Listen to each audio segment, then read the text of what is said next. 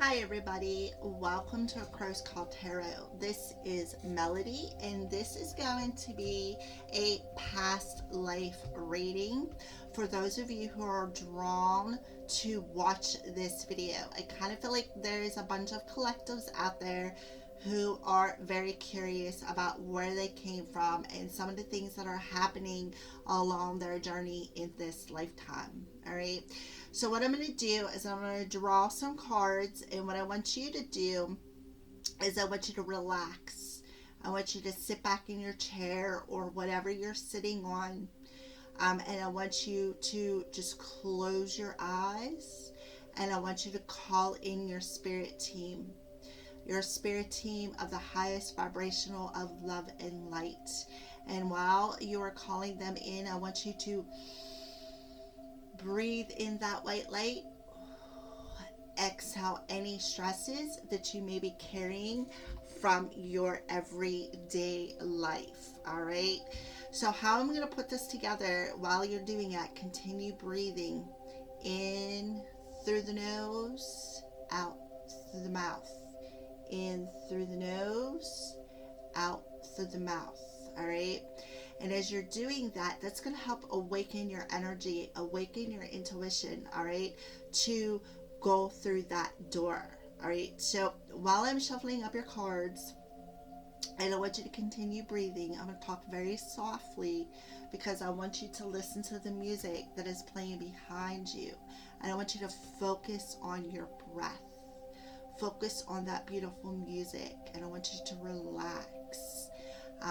Again, call in your spirit team of the highest vibrational light and ask them, what door, spirit, am I to walk through to get the answers that I need about my past life coming into this life.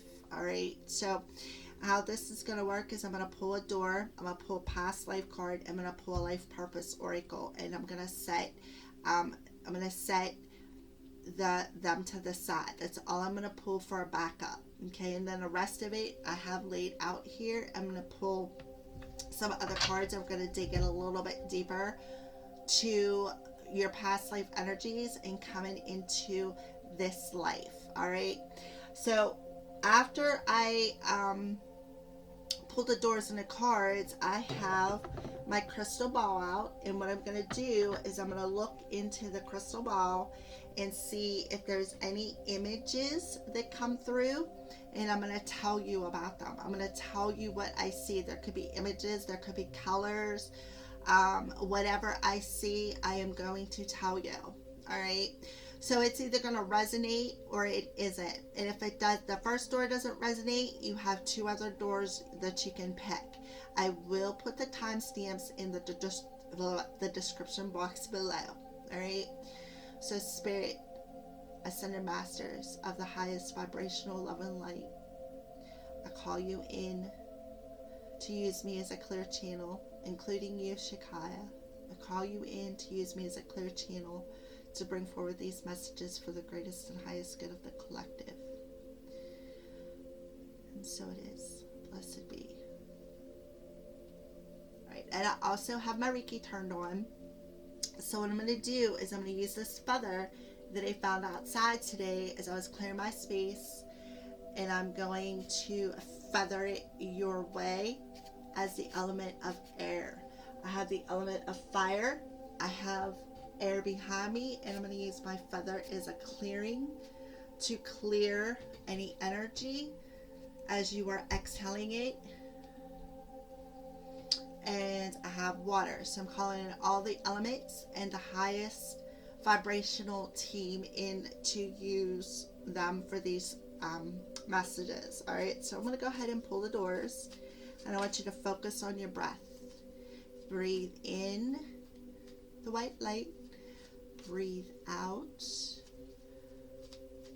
the daily stresses of everyday life. Breathe in. Breathe out. All right, so I'm going to go ahead and pull your doors.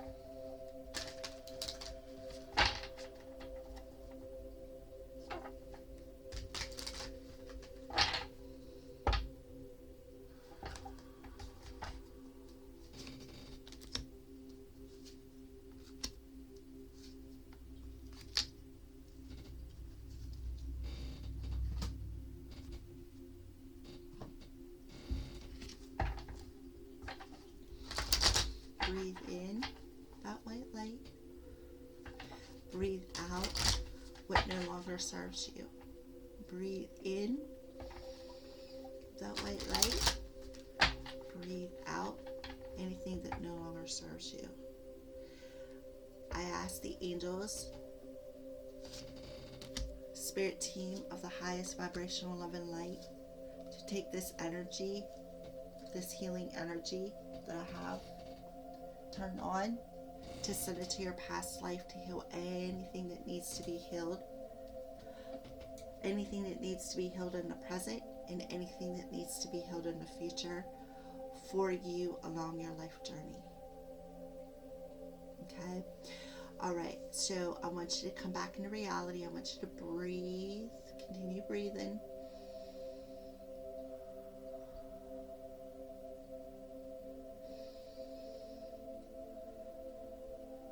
And when you come back into, open your eyes. And when you do, you're going to have that number of the door that Spirit wants you to walk through for your messages. All right. So we're going to start off with door number 1. What I'm going to do is I'm going to show you this door. And while you're looking at it, I'm not going to read the message yet. While you're looking at it, I am going to look into my crystal ball that I have out and see what I see. See if I can see anything. Okay.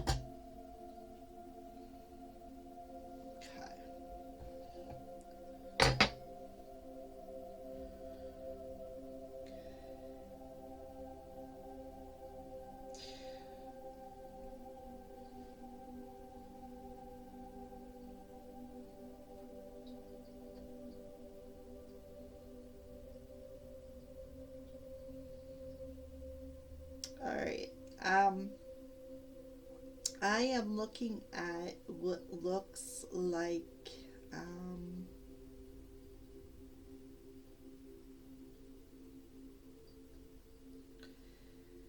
to me, it kind of looks like maybe a picture or a deck of cards that has a particular outline on it.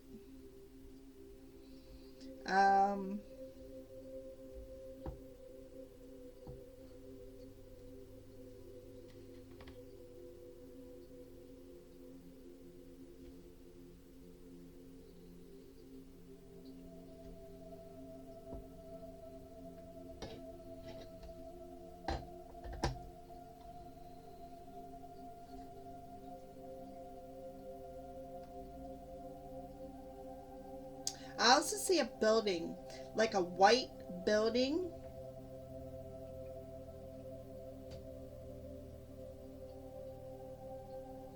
It kind of reminds me of sort of like a church, but not a church. I don't see the bell or a tower, the bell tower.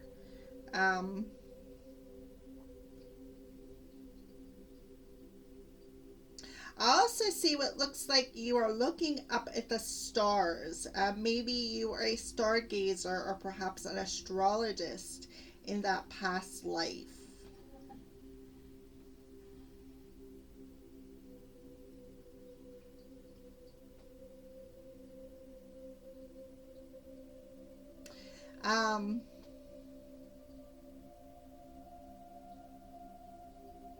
I'm seeing a dark figure.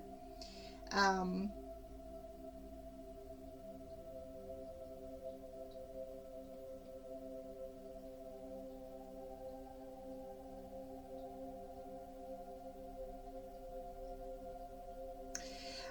it looks to me like you are wearing like a cloak, like a caped, a hooded cloak kind of, a coat or uh, cloak. That's what I'm seeing. I don't know how to describe it other than that. Alright, so let's go ahead and see what door number 1 has to say. Alright, so that's the door, and it's called Walkabout. I can't read it. You discover your path in sacred walkabout The trees are your people. The earth is your tribe. The ingenious lessons you will find the will to survive. Well, that kind of makes perfect sense because I did see a cloak, and when I seen it, it kind of reminded me of like the Salem witch trials kind of energy. I'm not saying that's what it was, but I'm just saying that's what I seen, that kind of a cloak. Um, and it kind of feel like that makes perfect sense with this door about discovering your path in a sacred walkabout. The trees are your people and the earth is your tribe, because if you practiced spirituality, um, that is exactly the energy you would be feeling. You would be feeling that the earth is your tribe. You would be feeling that the tree are your people, because you would be connected to them in your spirituality. All right, so let's see what your past life entails. Oh, yeah, there you go. I got true chills. Atlantis. So you came from the Atlantean um energy, the Atlantean past life. The Atlantean is water, as you can see. So no wonder you were very spiritual. I kind of feel like you were walking in a path of spirituality, but what I feel is that you kind of kept it hidden. You really wasn't um, forthcoming with it. All right, but I do feel that with the Atlantis coming through, I do feel that you were in the age where I'm picturing like the demigods, where the Greek mythology kind of originated. Because that's what I seen in my third eye. I seen you with that wreath around your head in that mythology. But I see I kind of feel like you may have walked in a bit of the darkness with the cloak on. I just feel like it's not that you were a bad person. It's just that I want to say you wasn't on the right side of the tracks when it comes to this Atlantean energy. All right, so we're going to go ahead and put that there. And what we're going to do is we're going to shuffle up the Akashic Records Tarot. And we're going to go ahead and we're going to pull a couple of cards and see what this journey was about in the Akashic Records. Dig a little bit deeper into this Atlantean energy. Why did they wear this dark cloak? What was this energy all about? I kind of feel like you tried to remain hidden, like you were hiding something. I really feel like there was something that was hidden within you, or you were trying to hide from something. All right, so let's go ahead and do one more shuffle, and then we're going to cut them. All right, so what's going on? And we have the Muse. That makes perfect sense. So to me, the Muse, and this is the number 15, which is a 6. The Muse is somebody who, was inspired, okay? And I kind of feel like that's why you've seen the trees and the earth as your family and your people. They inspired you. Being in that path was very inspiring for you. I do feel that, again, it's like I kind of feel like it was a spiritual inspiration. It really wasn't, how do I want to say this? Like, I don't feel that you were guiding anybody, but I feel like the reason why I see a little bit of darkness is because you were, it's not like, I do feel like maybe something was hidden, but I just feel like you kept your spiritual path hidden, is what I feel. So the Muse is about, that spiritual inspiration that, and if you look, I'm trying to look on the card myself.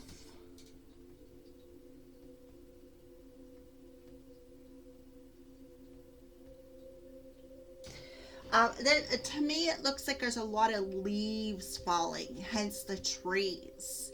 Um, so I just feel like, again, that tree being your people, that inspired you. That inspired you to, you know, not necessarily remain in the dark, but remain secretive or maybe a bit sheltered in your Atlantean energy. So we're just gonna go ahead and put that there.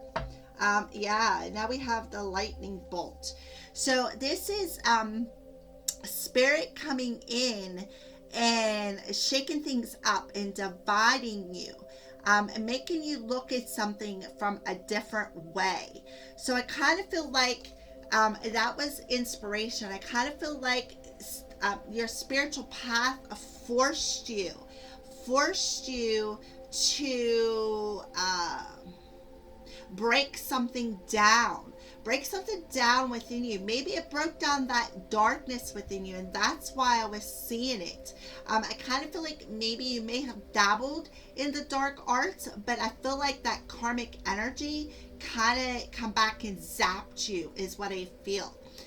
Especially with the Atlantis here, and like I said, I've seen that demigod, the one who strikes lightning. Who is that? Zeus, or I think it was Zeus. Yeah, I kind of feel like he come in and he broke something down within you, and that caused you to perhaps be inspired to see something from a different level. Yeah, beautiful. Yeah, the garden. The garden. The garden is the energy of, you know, social gatherings, you know, being in that garden, maybe having a picnic, social gatherings, being around other people. So I kind of feel like I said, I kind of feel like you were a bit of a loner, or you were a bit in the darkness. And I kind of feel like in this Atlantean energy, whoever you were socializing with in that energy, I kind of feel like, you know, I kind of feel like I want to say that they also helped to inspire you. Your social circle helped to inspire you, is what I feel, to understand who you are, where you are going, where you have been. Because I see the garden as, again, that social circle, people that you go out and socialize with, picking flowers, staying in a present moment, nurturing the garden and the trees, being breaking down that darkness and becoming more nurturing with the Atlantean energy. I kind of feel like that's why I seen you wearing that dark cloak. So that's a little bit about your path from the past. That's what I feel.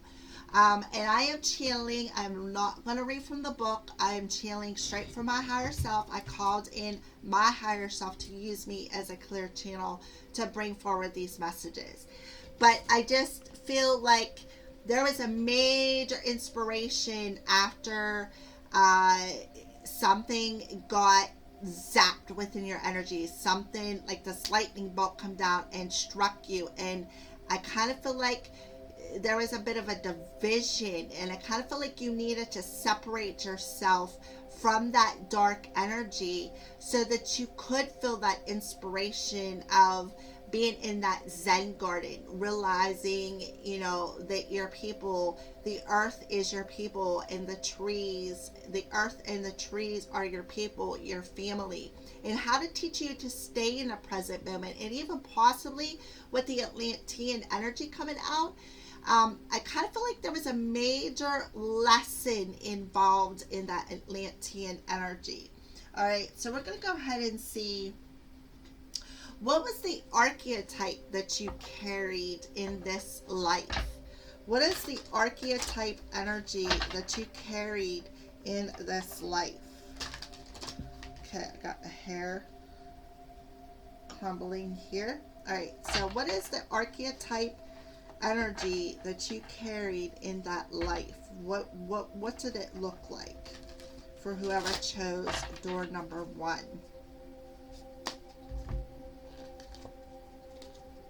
A student. Yes, you were learning things. You were learning things. Again, learning about your spirituality, learning about your Zen, learning. I kind of feel like that's why you got the muse here.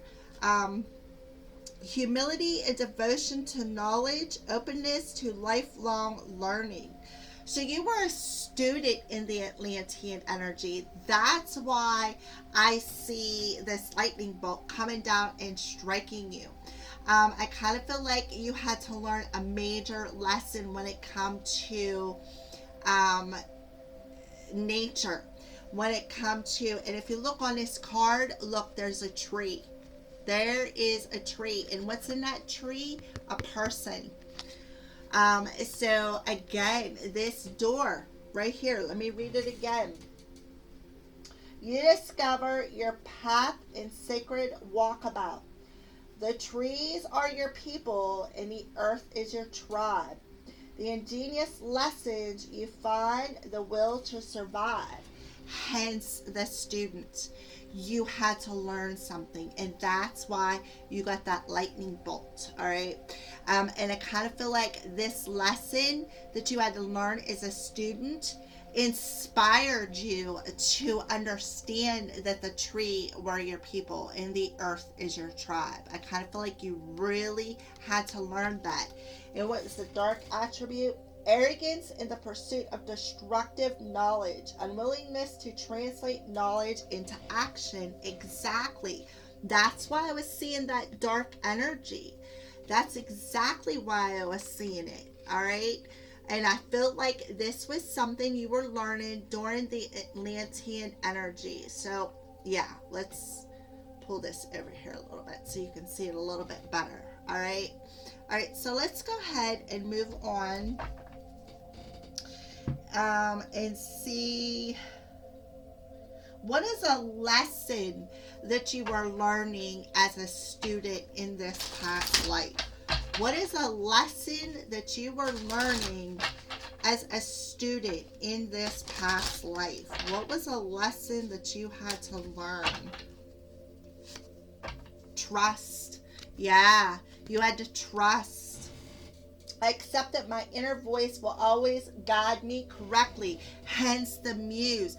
You had to trust in the inspiration of where you were going. No wonder I seen you in a dark energy, because you did not trust. You did not trust your path, and you had to learn a valuable lesson in this Atlantean past life. Oh my goodness, I got true chills. Wow. No wonder I seen that dark cloak, that dark energy. I kind of feel like that's why you didn't trust, you just didn't trust anybody. So you preferred to stay hidden or secretive, or like in the dark, like in the shadow part of where you were going and who you were. That's why I seen that. All right. So, let me see. What was,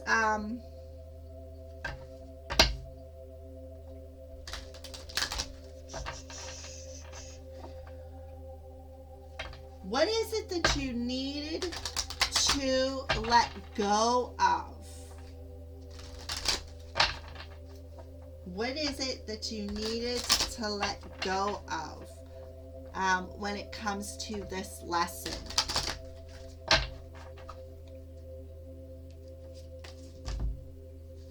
Discipline. Yep. That's why you were a student. That's why the lightning struck. All right. So today I will surrender to discipline. I realize that sometimes it takes time to see the fruits of my labors, yet I still need to practice discipline.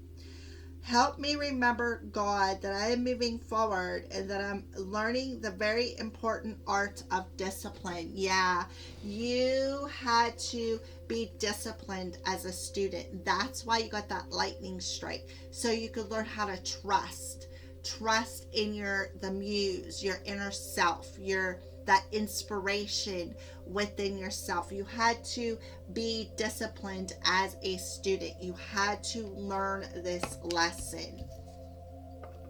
Okay, so we're just gonna go ahead and put this up here.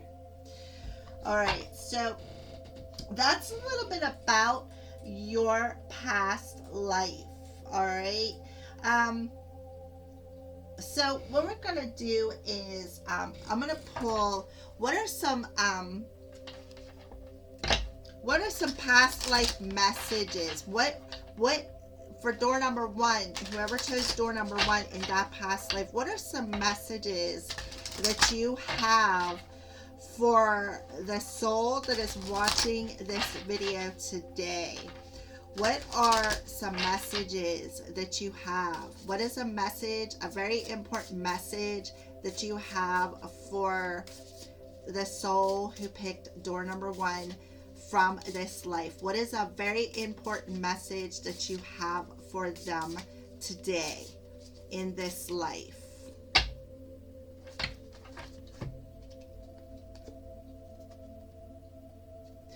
Yeah, they're sending you signs and synchronicities through nature. So you could be seeing butterflies, you could be seeing these little dandelion wish things, but they're definitely showing you some signs and synchronicities in this life when it comes to this particular past life. And I kind of feel like it does have something to do with this discipline and trust and how you had to learn this valuable lesson. So I kind of feel like what I want to say is I kind of feel like you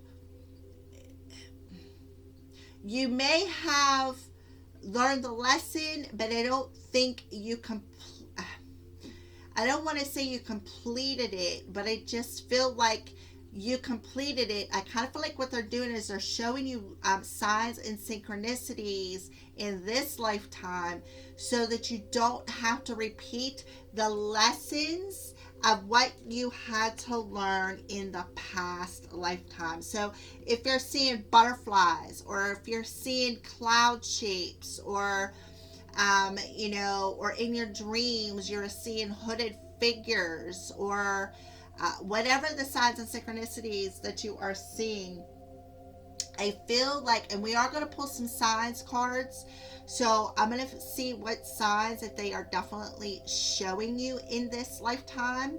But I feel like that's your higher self telling you, look, we're showing you the signs and synchronicities so you don't repeat this lesson that you had to learn in that life. All right, so let's go ahead and move on into this lifetime.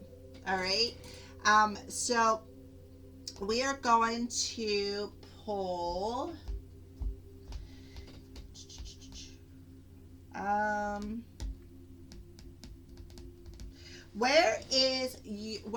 where's your spirit at in this lifetime when it comes to this past life energy? Where is your spirit at in this lifetime? Where is your spirit at in this lifetime?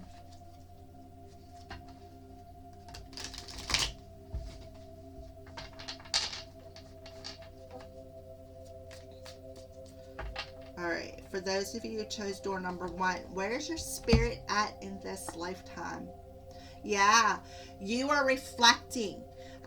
Things are being mirrored to you, and I kind of feel like that's what the signs and synchronicities that they are showing you. I feel like they are mirroring these signs to you through nature. I kind of feel like maybe in your dream state, especially, you could be seeing this. I kind of feel like too, your soul is definitely again reflecting on this past life and the lessons that you've needed to learn. All right, And those are the signs I feel that you are seeing within your dreams. And I kind of feel like you're still in a little bit of a dark place with the mirror spirit, but I feel like spirit is mirroring these lessons to you so you don't repeat them, is what I feel. And I feel like the reason why they are mirroring these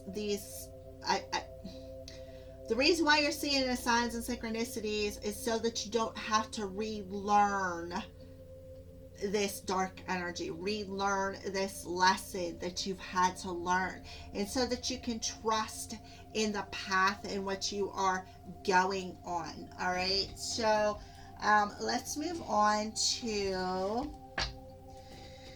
let's pull, we're going to pull an archetype. Well, actually, yeah, we're going to pull an archetype. Depending on what cards come out, on what cards I'm going to pull. So door number 2 may be totally different outline. So I'm just winging it here. I am listening to my higher self, Shikaya, because she is the one who is guiding me with this. All right. So what's the archetype in which your spirit, the mirror spirit, is, where are you standing at? What's the archetype that you are standing in this lifetime when it comes to this mirror spirit? What is the archetype that you are standing in this lifetime? Scribe. Yeah, so I see the scribe coming through as somebody who journals. It says, preserving knowledge and information, altering facts, and plagiarizing others' work. But I feel like, they are telling you, with the mirror spirit, that you are preserving the knowledge and information that you are actually seeing through your signs and synchronicities that are being shown to you. I kind of feel like, what I want to say is, with the mirror spirit coming out, I can literally picture you sitting in front of the mirror and just focusing, because you can mirror scribe. And I kind of feel like your higher self comes to you through this mirror and shows you things. And you sit there and you journal. And I kind of feel like it's your higher self coming in and journaling this. I just feel like, with the shadow attribute, it may feel like you're plagiarizing with this dark energy. But at the same time, I feel like, again, you're sitting in front of that mirror. I want to say that maybe you called in your guides, your spirit team, cast a circle, maybe called in your past life or your higher self, and you had some questions, and they were showing you something in that mirror, the signs and synchronicities in that mirror. And again, I see you sitting there and just journaling everything that you are seeing and feeling with that scribe.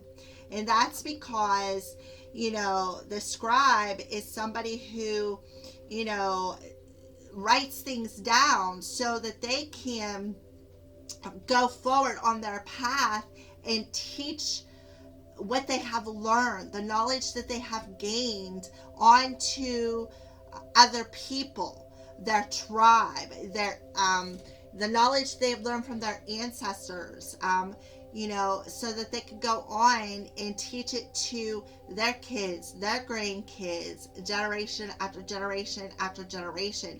And I see you sitting there and writing things down in this journal so that you can hand it down to the next generation, is what I feel.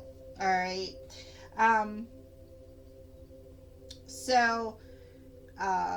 What we are going to do next is pull some tarot cards.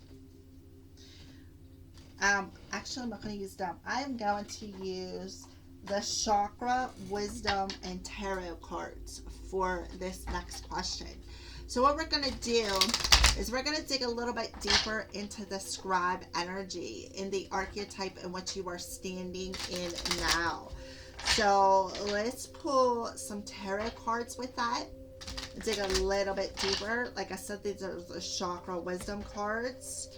I literally, like, I can see you sitting in front of that mirror, and I see that dark higher self, the one in that cloak, coming through you, coming to you in that mirror.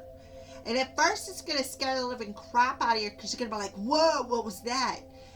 But then I kind of feel like when they start talking, it's going to relax you. And I kind of feel like I can see you going into some kind of a trance as you are journaling. I kind of feel like you are an automatic writer in this lifetime.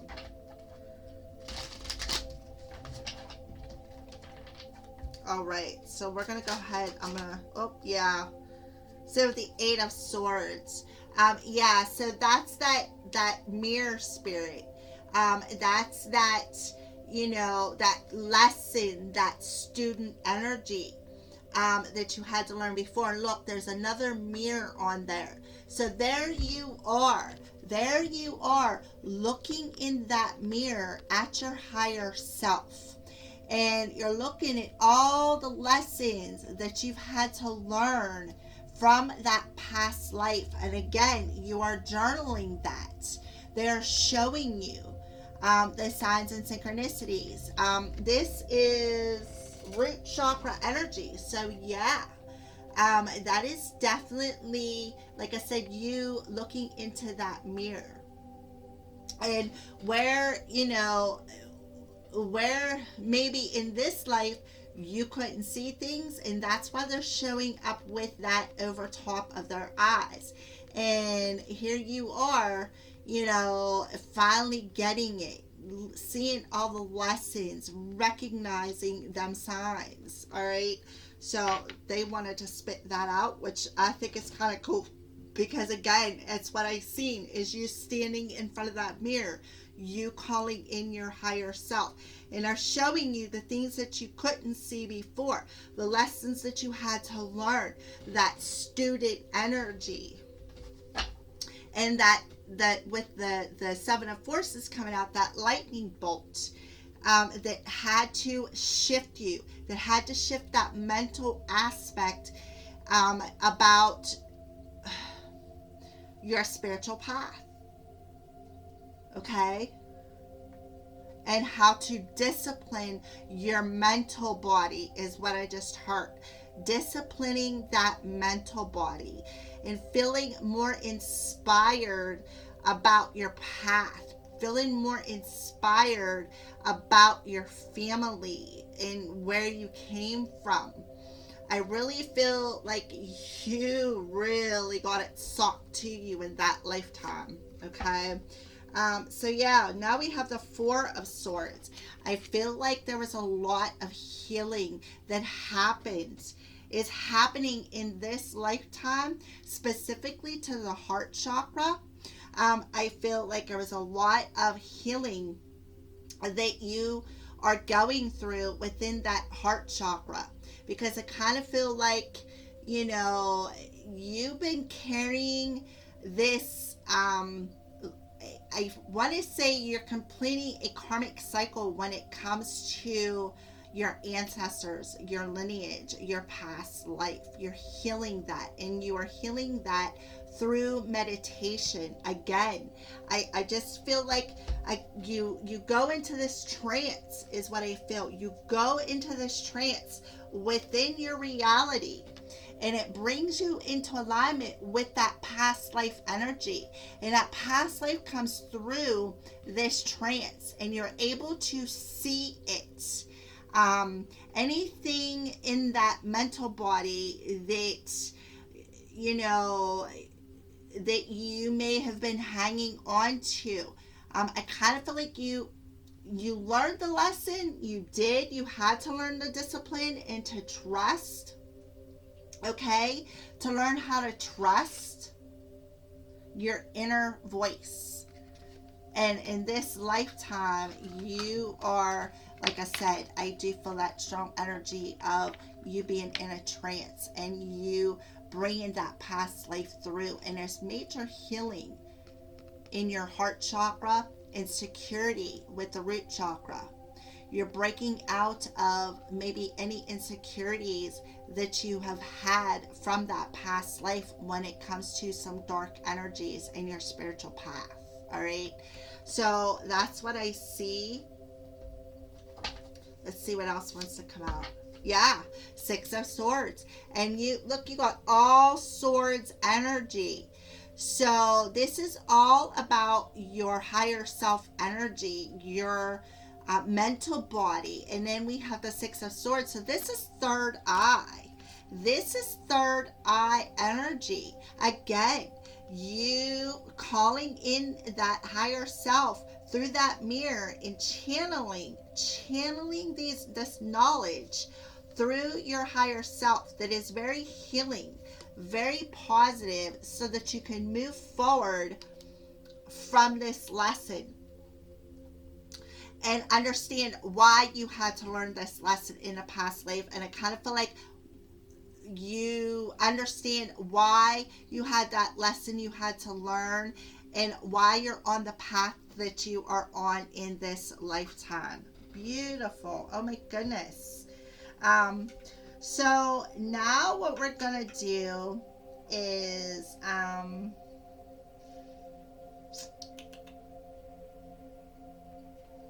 what is it that you need to surrender in this lifetime?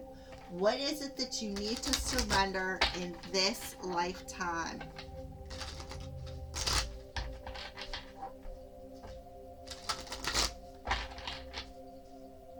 What is it that you need to surrender in this lifetime?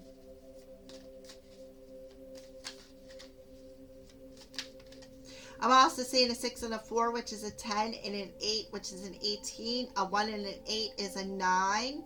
So, yeah, I mean, there is some karmic energy that you, and this is heavy energy, I feel. It's very heaven, or, geez, oh, Pete, very heavy emotional and mental energy that you are carrying through.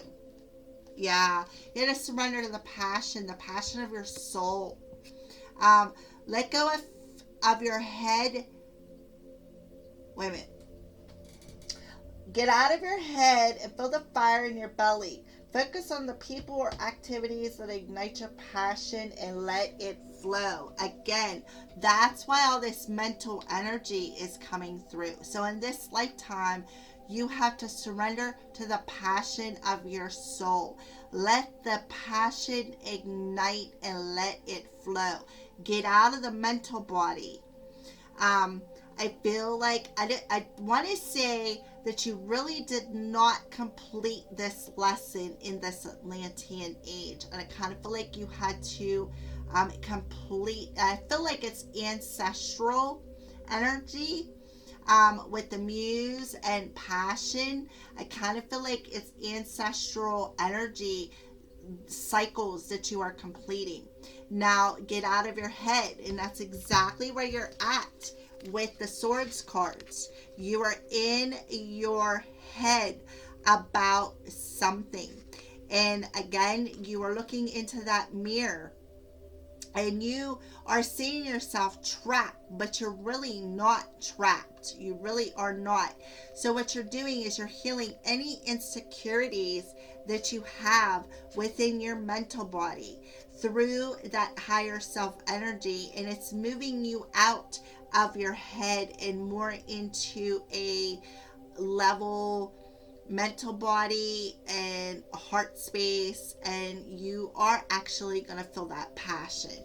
So you need to surrender to that, is what I feel Spirit is trying to tell you, for those of you who are resonating with this. All right, so now we're going to go ahead and we are going to see what are some signs that Spirit is showing you in this lifetime, because we can see that your higher self, your past life, is definitely showing you something.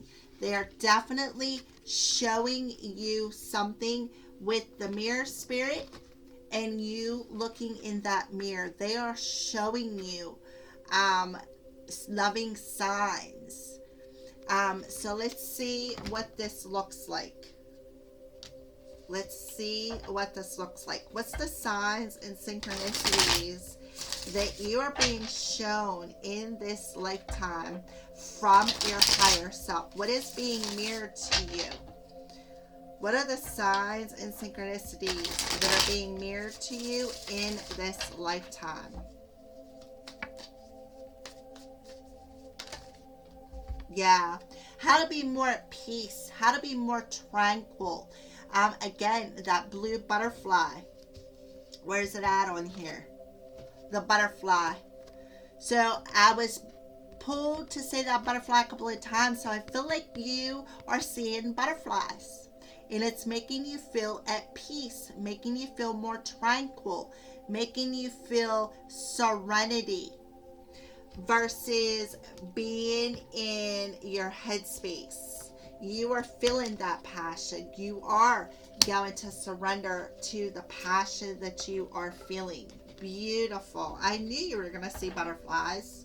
All right, so now we are going to pull a butterfly oracle card, and we're going to see what changes you are making, and then we're going to pull your life purpose card, and then we're going to get some advice from your spirit team.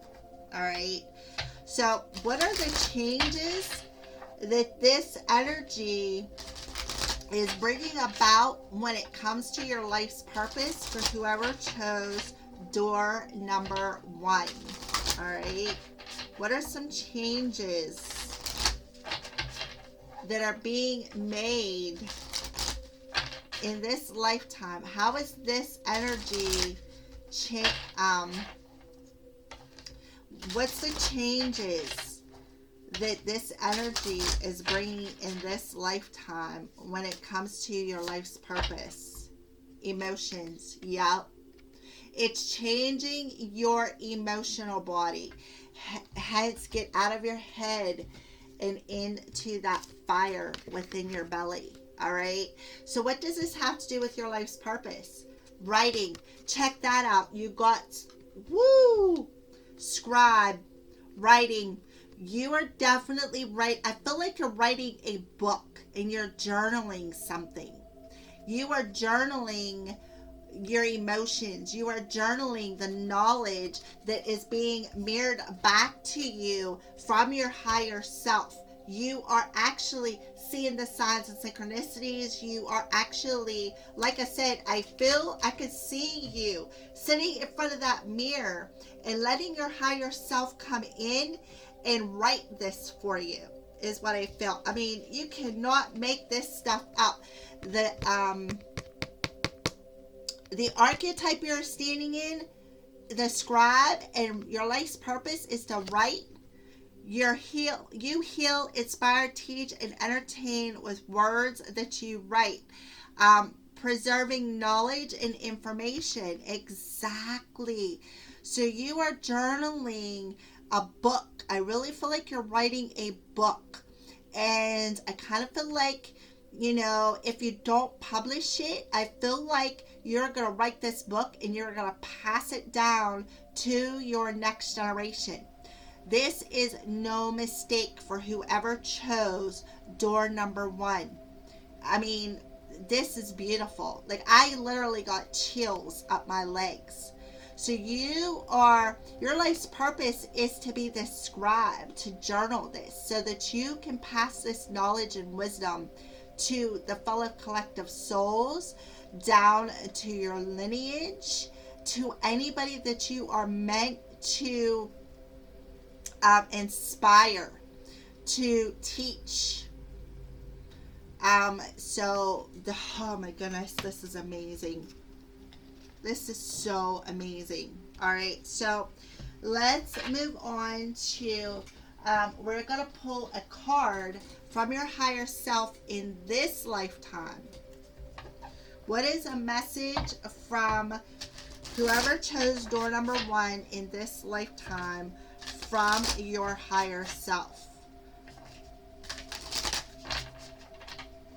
So what are they showing you? What are they telling you that you are journaling?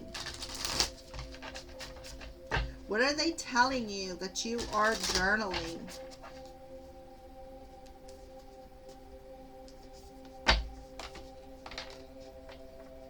Play. So I kind of feel like you may have dogs. To me, dogs are very loyal animals. It doesn't matter how bad you treat them, they're still loyal. So the back of the card says self-care includes having fun. You aren't playing enough, darling. Do you have enough free time, or are you booked to the minute? Life goes by so damn fast.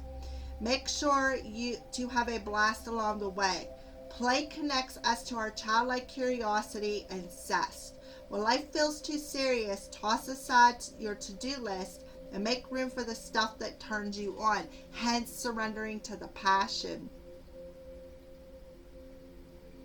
Go to the movies, have an adult slumber party, swing at the playground. You're never too old. We let the fun shine in and live a little, or a lot. Yeah.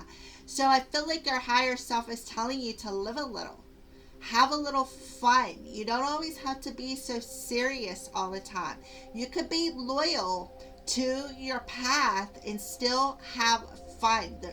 Life is too short to be serious all the time, is what I feel. And that's why they're telling you to get out of your head and more into the passion, more into your heart space. And we did have for you healing of your heart space, of your emotions.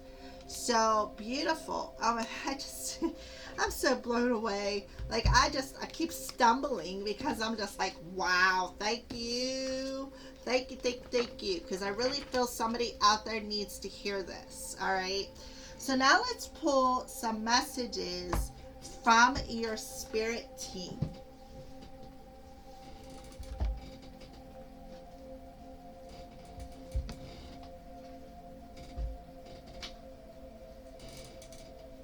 Alright, so we're going to start off with, let's put this down here. I don't need it anymore. We'll put that up there.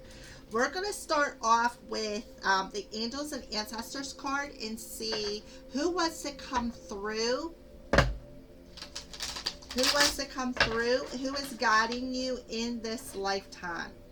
Who is guiding you in this lifetime?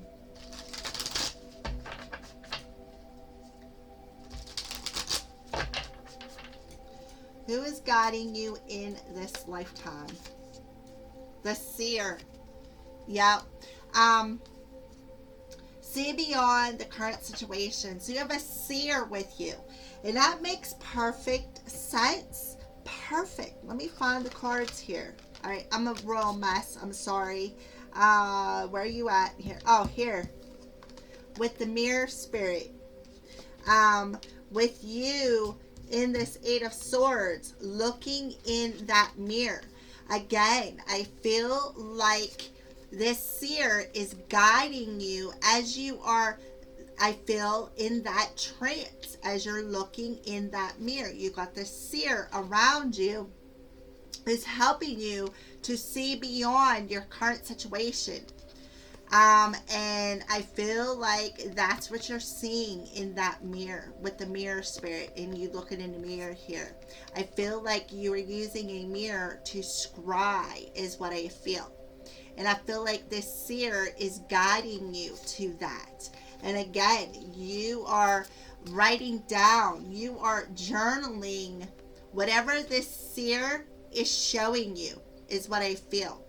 So that you can help see beyond where your current situation is, and so that you can pass it down. All right. So let's see, what is a message that this seer has for you? What is this message that the seer has for you? What is the message that the seer has for whoever chose door number 1? I will always point you in the right direction. Yes. That's why she is coming through, telling you to see beyond. She's showing you beyond your current situation so that she can point you in the right direction that you are meant to go in, right? And what you're meant to go in is, again, journaling what she is showing you. I feel, I could see you sitting there. You're an automatic writer as you're in this trance. You are, I could see, it's not exactly like you're casting a spell, but I just see like you have this magical gift, is what I feel, of putting your, like, just putting on the meditation music, doing meditation, grounding your energy. And you can actually use a mirror and scry in it. And that's what I feel you're doing. And when you're doing that, this seer is coming through and using your hand to write things down. The things that you are seeing in this mirror that is pointing you towards a different direction that you're meant to go in. And I kind of feel like it's a direction where you're going to get out of your head. You are going to balance some emotions. You're going to listen to that inner voice, and you're going to trust in what you are seeing and what you are feeling and what you are writing. Because I don't feel like you realize what you're writing and journaling until after you come out of this trance. That's what I feel. All right. So let's go ahead and pull an Archangel Oracle card and see what Archangel is with this seer guiding you. What Archangel is with the seer guiding you?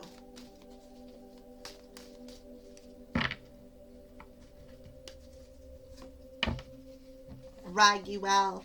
Archangel Raguel. We angels are opening the hearts of everyone involved. Arguments and conflicts are now being resolved. Yeah. So you have Archangel Raguel, who is resolving any relationship harmony that you could be having, perhaps with your family, with your friends, with, it doesn't say love. It just says that it's resolving any conflicts. And I feel like he is with that seer pointing you in that different direction. So that, and I feel like he's helping to resolve that conflict. And I feel like him and the seer are like showing you the signs, the butterfly, the signs to peace and tranquil energy, serenity, pointing you in a different direction from this conflict energy into this peaceful, tranquil energy. And I feel like, you know, Archangel Raguel could be showing you butterflies. All right. So, wow. All right. So let's pull another angel card. This is the Angel Prayers card. What another angel that wants to come through, or perhaps something that maybe you could pray to your angels about, or maybe you are already talking to them.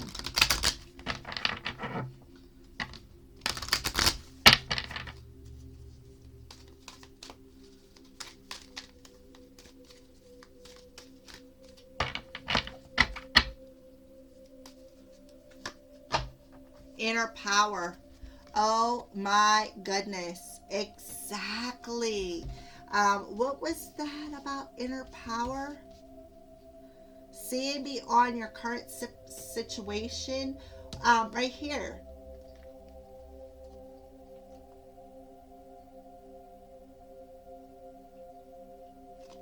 I could have sworn I seen something about inner power here. Yeah, inner power. The Divine Father. Divine Father, thank you for co-creating my world with me. Your inner power. Yeah. Oh, right here. Right here. Learning to, oh no, was it? Where was it at? Trust, right here. This is a lesson. So this Divine Father, has helped you with this lesson of listening to your inner voice and always letting that inner voice guide you, and learning how to tap into your inner power, with the Divine Father here, showing you how to tap into that inner power. So maybe I'll hold that card there, and you can thank your Divine Father for helping you co-create this new world with you, helping the archangels and that seer to point you in a different direction so that you can co-create a more balanced and harmonious relationship with people. All right, not necessarily love, just with people in general, your family, your friends, your co-workers, people who are in your surrounding circle. All right, so let's pull a spirit guide message. A spirit guide message. A spirit guide message for whoever resonates with this door. Well, never mind. You are here for a reason. So letting you know that you come back here for a reason. And the reason is so that you can tap into more your passion and get out of your head, and to have this harmony with your people, with your family, with your friends. All right. So now we're going to pull some animal cards and see what animal totem is with you in this lifetime. See what animal wants to come through and what their message is for you. Whoever resonates with door number 1.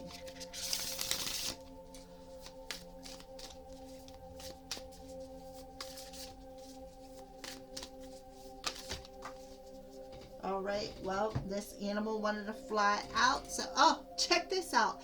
Dog. Look, the dog coming through again. Where is it at?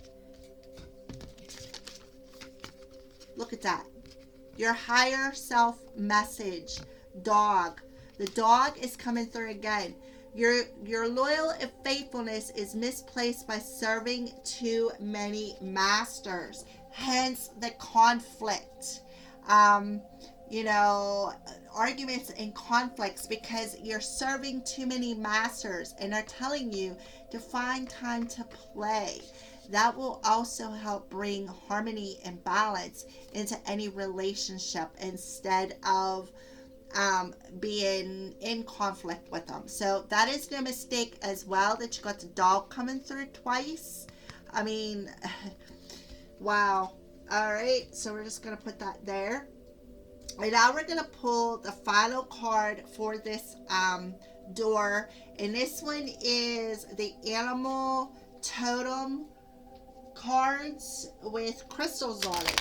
So we're going to see what animal wants to come through and what crystal they are bringing in that they are recommending that you carry with you. All right. So what animal wants to come through for whoever chose door number 1, and what is a crystal that you recommend that they carry with them?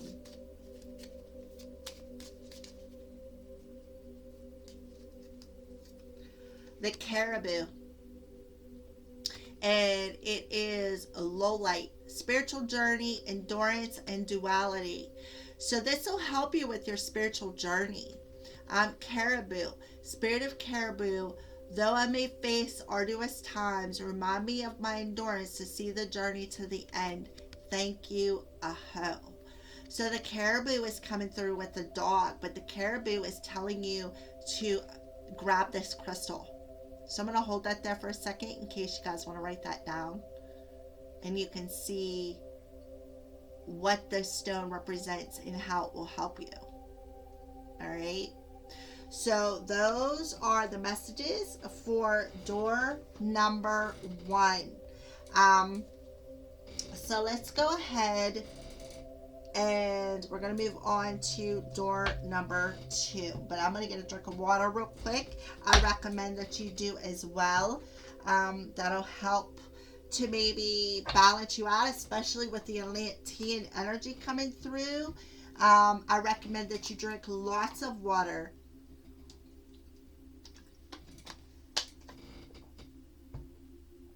So let's move on to door number 2. We're going to do the same thing. I am going to look in a crystal ball and see what they are showing me and see how it relates to your past life messages that are going to come through. That was pretty, oh my goodness, that was so awesome. So let's go ahead and move on to door number 2. So what I'm going to do is I am going to put this door up here, let you look at it while I look in this crystal ball and see what I can see. All right, for those of you who chose door number 2. Okay, so let's see what I can see here. All right, so right off the bat, I see a black cat, like a panther. I see the cat has, I'm going to say, this cat reminds me of the Egyptian black cats. What's his name? Bast. It has yellow eyes. It's the first thing I'm seeing. Let's see if I see anything else. Now the cat's really standing out. I mean, that cat's eyes are open and looking right at me. But I do see it. Oh my, yeah. Oh yeah. That black cat's coming right through.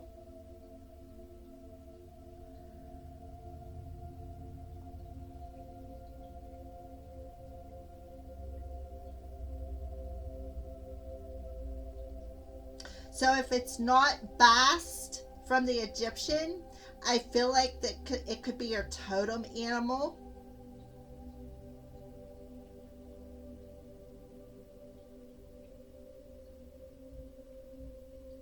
I feel like you look up at the stars a lot.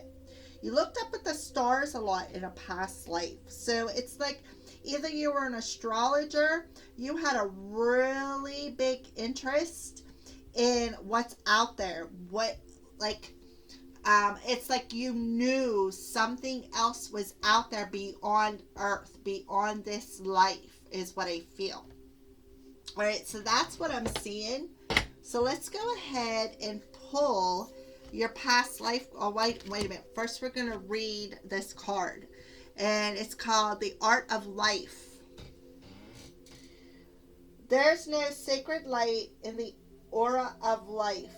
Be bold on in your skin. Hold on a second. Art of life. There is no sacred light in the aura of life. Be bold in your skin. Let love dance in your sight. Okay? So I'm going to hold that up there. I had a heck of a time reading it. So if you want to read it, it's called The Art of Life. So maybe you drew,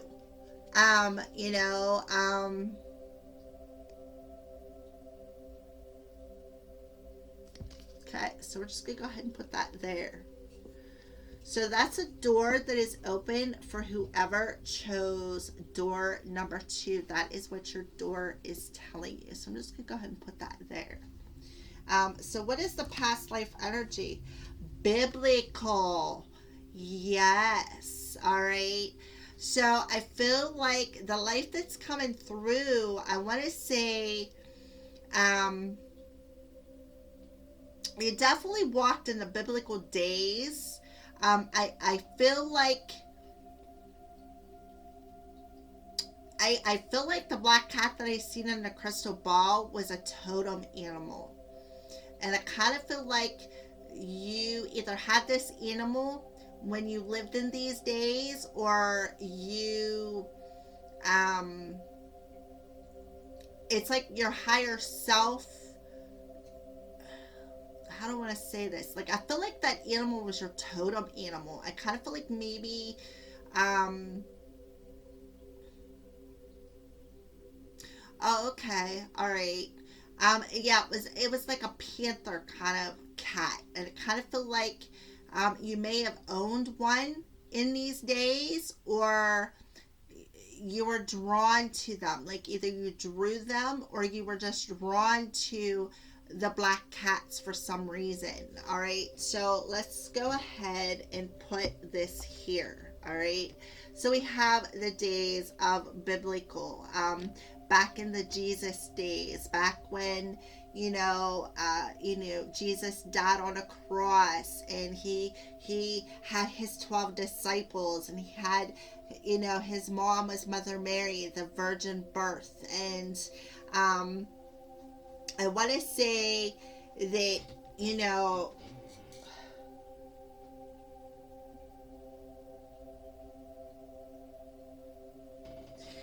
I want to say that you had to find that sacred light, is what I feel, in these biblical days.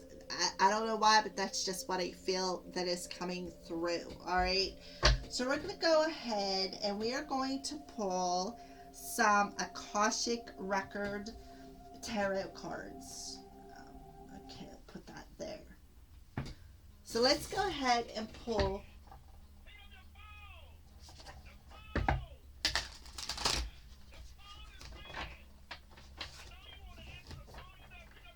we're going to pull some Akashic Tarot cards and see what this journey was about in the second door. So the second door, past life in the biblical days. Let's find out in the Akashic Records what these biblical days looked like for whoever chose door number 2.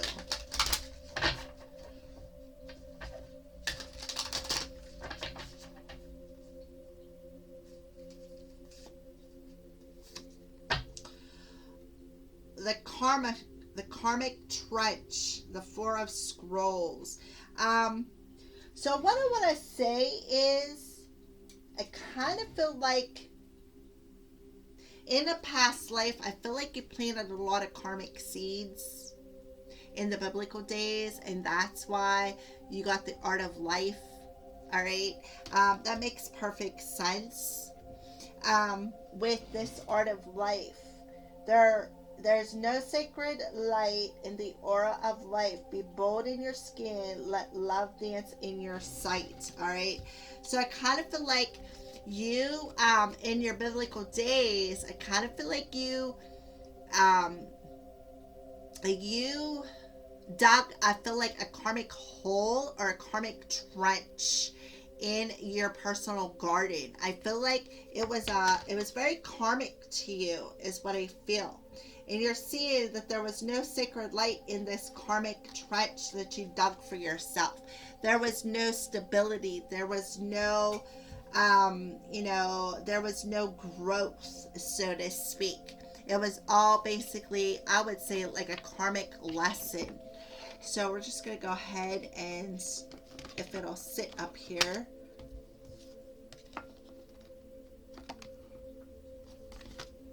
I kind of feel like you fell out a lot because this card does not want to stay there. So let's go ahead and put this over here and pull a couple more cards. Yeah, the Oracle of Delphi. Yeah. I kind of feel like with the Oracle of Delphi out, I kind of feel like you would go see an oracle quite often in the biblical days. And I kind of feel like she would channel things and you would write them down.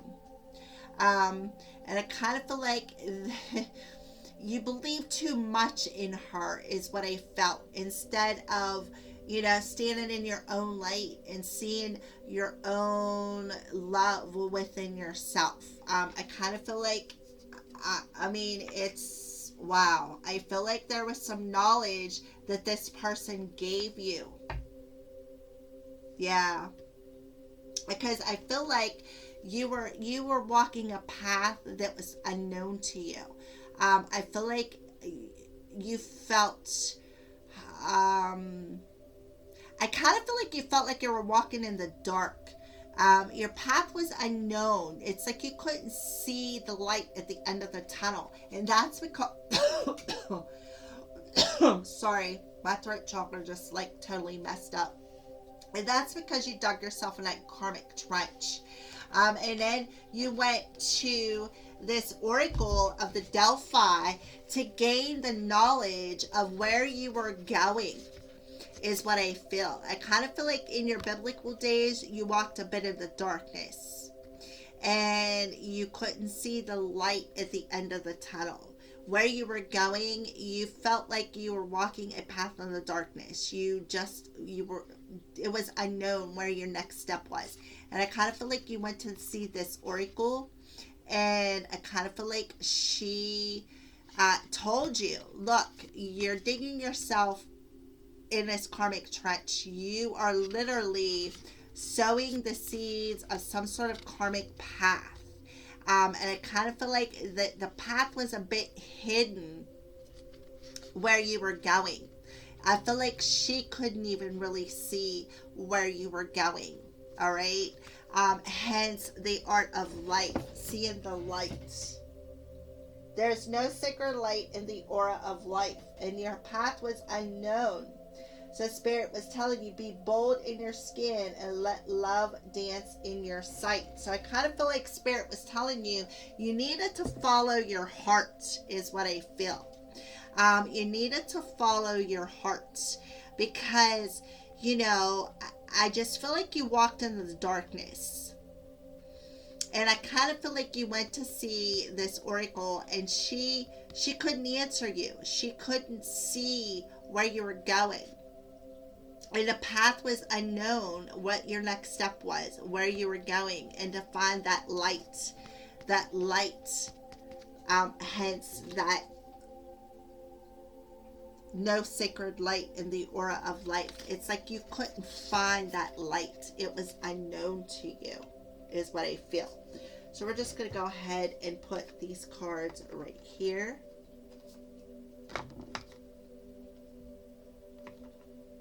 And I feel like, again, hence the biblical days, I don't know, they just told me Judah. Why? I don't know, but that's what they told me. That's what I heard, Judah.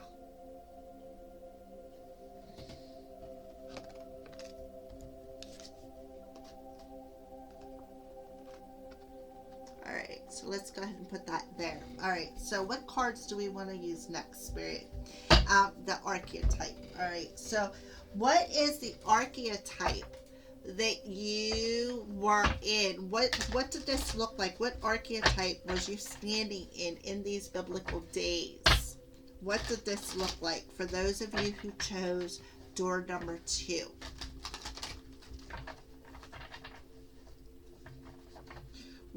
What archetype represented you in this past life for door number 2? What archetype represented you in this past life for door number 2?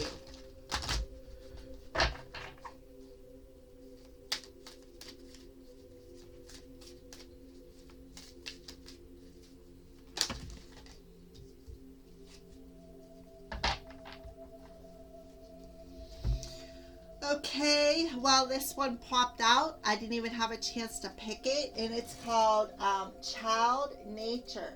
So the light attributes was friendships with the animals, communication with nature spirits, but the shadow attribute was tendency to abuse animals, people, and the environment. That makes perfect sense. So I feel like you're a bit abusive, and that's why you wasn't seeing the light. That's why you were on this karmic path. I kind of feel like you were very abusive. You were very childish, very immature. And I kind of feel like you walked in the shadow attribute. You didn't really walk in the light because you couldn't see the light. You couldn't see the light because it was unknown to you. So let's go ahead and pull some tarot cards and get a little bit, no. Let's pull these tarot cards. Let's pull the tarot cards. I feel like I'm being pulled to these tarot cards for some reason. They're telling me I need more information. Like something isn't coming to the light. Something isn't being shown to me. Yeah, things were on pause. Like you really walked in the darkness. I feel like you put your spiritual life on pause because you needed to gain some sort of enlightenment over this karmic trench that you dug for yourself. All right.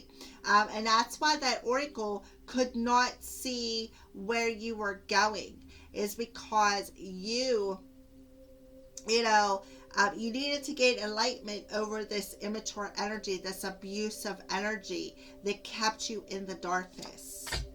Yeah, the Knight of Cups. So I feel like you needed to gain enlightenment over your emotional body. That's what, hence the be bold in your skin, you let love dance in your sight. You had to gain a higher perspective. You had to see love from a different perspective so that you could move forward on your journey, because you couldn't see anything. That's why you were on pause. Even the oracle couldn't tell you anything because of the dark path that you walk. So you were either abused as a child in the biblical times, or you were abusive. But I feel like you were abused as a child, is what I feel. You were abused as a child in the biblical times, all right? And as you grew up, that's the only thing you knew. That's the only thing you knew, and you could not figure out why. It's like you walked a very dark path, a very dark and karmic path into the unknown. And then it's like you had to take this break. You had to take a break and see something from a different perspective when it comes to your emotional body. That's what I feel. Yeah, the moon. You had to face that confusion. You had to face that dark energy. You had to. I mean, I feel like you were ruled by the moon. And I kind of feel like, with every moon cycle that come around, I kind of feel like it made you a bit more confused. I kind of feel like, too, again, walking in that darkness, you had to face that darkness. You had to go within that dark energy and find that light, is what I feel, within your emotional body. And I kind of feel like in the biblical days, you were so abused as a child that when you grew up, you continue to walk in that darkness because of the karmic life that you had growing up, the seeds that were planted within your head, within your emotional body. And it's like you walked this path in the darkness. It was unknown. Nothing illuminated it. There was no illumination. Hence the moon. You walked that dark path for a while. All right, so that makes perfect sense. All right, so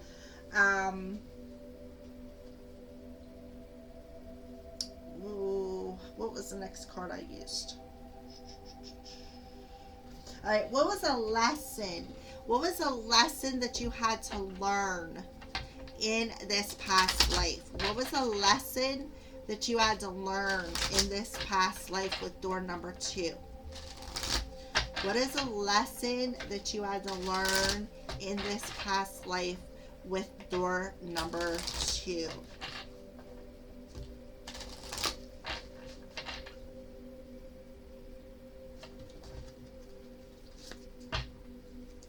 Adversity. Accept that challenges are the best way to learn. So you had to learn the lesson of the only way to learn this lesson is to have these challenges. So I feel like you had to learn the lesson of adversity, and that's why you were on pause until you gained this enlightenment over this lesson and realize that these challenges were only the only way to learn, the only way to find that light is what I feel. All right. So, what is it that you needed to let go of? As soon as I find them cards. Oh.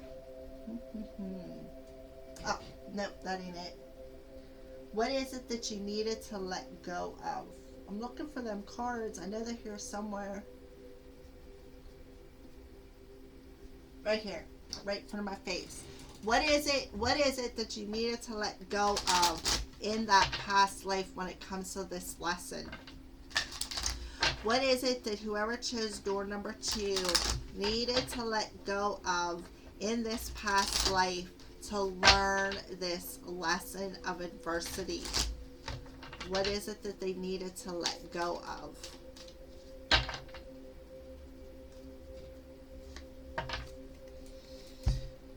Trusting in God. So you needed to let go and just trust. Trust that these challenges were the best way to learn. Just trust in your path. All right. So today I will know that my wants will be met. I will give my needs to the universe and trust that God will take care of the desires of my heart. I will have faith that I truly deserve to have my wants and my needs met, because again, as a child you were very abused. I kind of feel like they held stuff back for you. Maybe they didn't feed you, or maybe they locked you up in a room, or maybe, wow, I think my computer just froze. Oh, there we go. So I feel like you had to learn how to trust in your God, your goddesses, and trust that, your path, being in that darkness and coming to the light through these challenges, that everything had to happen for a reason. And you had to trust that, whatever challenges that you went through, whatever lessons that you had to learn, you had to see something from a higher perspective, and you had to learn how to trust in the universe and know that they had your back. Know that whatever it was that you needed, they got you, because apparently your parents did not have it for you. They did not treat you well at all. All right, so we're gonna go ahead and put that card there. All right, so now we're going to move into the present energy. So we're going to see what's the archetype. First, we're going to pull a spirit of your darkness and light. So where is your spirit at today in the present moment in this journey? Where is your spirit at today in the present moment on your spiritual journey? Where is your spirit at for door number 2 today on your present spiritual journey? Oh, beautiful. Spirit of the Lion, leader, recognition, and respect. So where you may have been abused as a child in this biblical past life, in this life, you are taking leadership of your life. You are taking leadership of your life, and you are recognizing, you're recognizing the hard times. You're recognizing all the challenges you had to overcome in that past life, and you know that without them challenges, there would have been no blessings. The blessings came from them challenges. The blessings came from them lessons. And now, because of that, I feel like you are learning respect for yourself. You're learning respect for everybody around you. And you are wearing that crown. You are the king of your life. You have taken control of your own life, and you put your foot down. And because of that, you, again, are the king of your jungle. You have nothing but respect for everybody, respect for yourself, especially through this karmic cycle. So go ahead and put that there. So what's your spirit, what archetype are you presently standing in? What archetype are you in this lifetime? What does that look like? With the spirit of the lion, what's this archetype look like in this lifetime?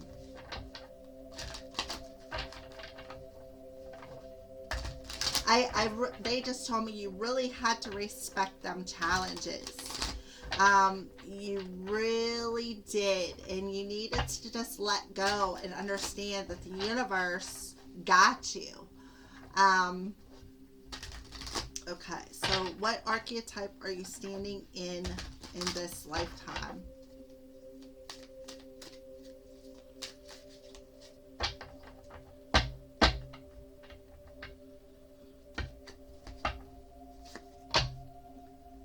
Well, I have no clue how to pronounce that, but that's the archetype.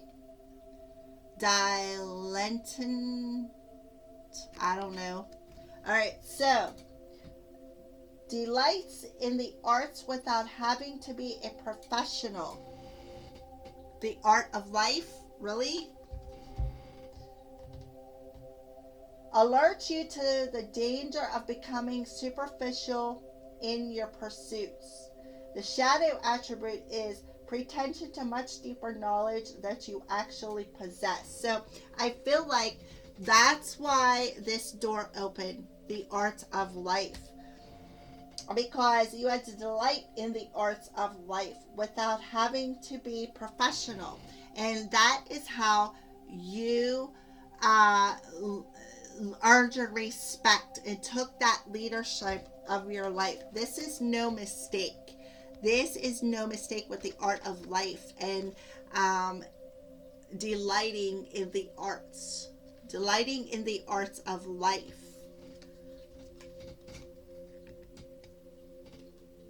So we're just going to go ahead and I guess put that card there. All right, so let's go ahead and pull some tarot cards with that. And we're going to use the chakra wisdom cards. So in the archetype that you are standing in, I do feel it's the light attribute of whatever that word is. I'm not going to chop it up. But I do see that you definitely are seeing that things from a different perspective. You are actually emotionally, like you're not afraid to face that darkness no more. You gain that enlightenment over finding that light, finding that love, finding that balanced emotional body.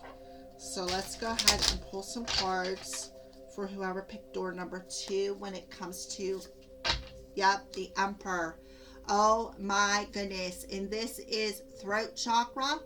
So we got the Emperor coming out. So I feel like this is you standing up and taking charge of your life, taking responsibility for your life, becoming the leader of your life and gaining that respect through how you communicate, how you, let's see here. Without having to be a professional. And it's like you're not superficial no more. You're delighting in the arts. You're taking charge of your life. Where in the past life, you had to learn how to be bold. You had to learn how to be bold in your skin. You had to face that darkness. So in this lifetime, you are definitely standing up, taking responsibility of your life. You're taking leadership of your life. You're taking control of how you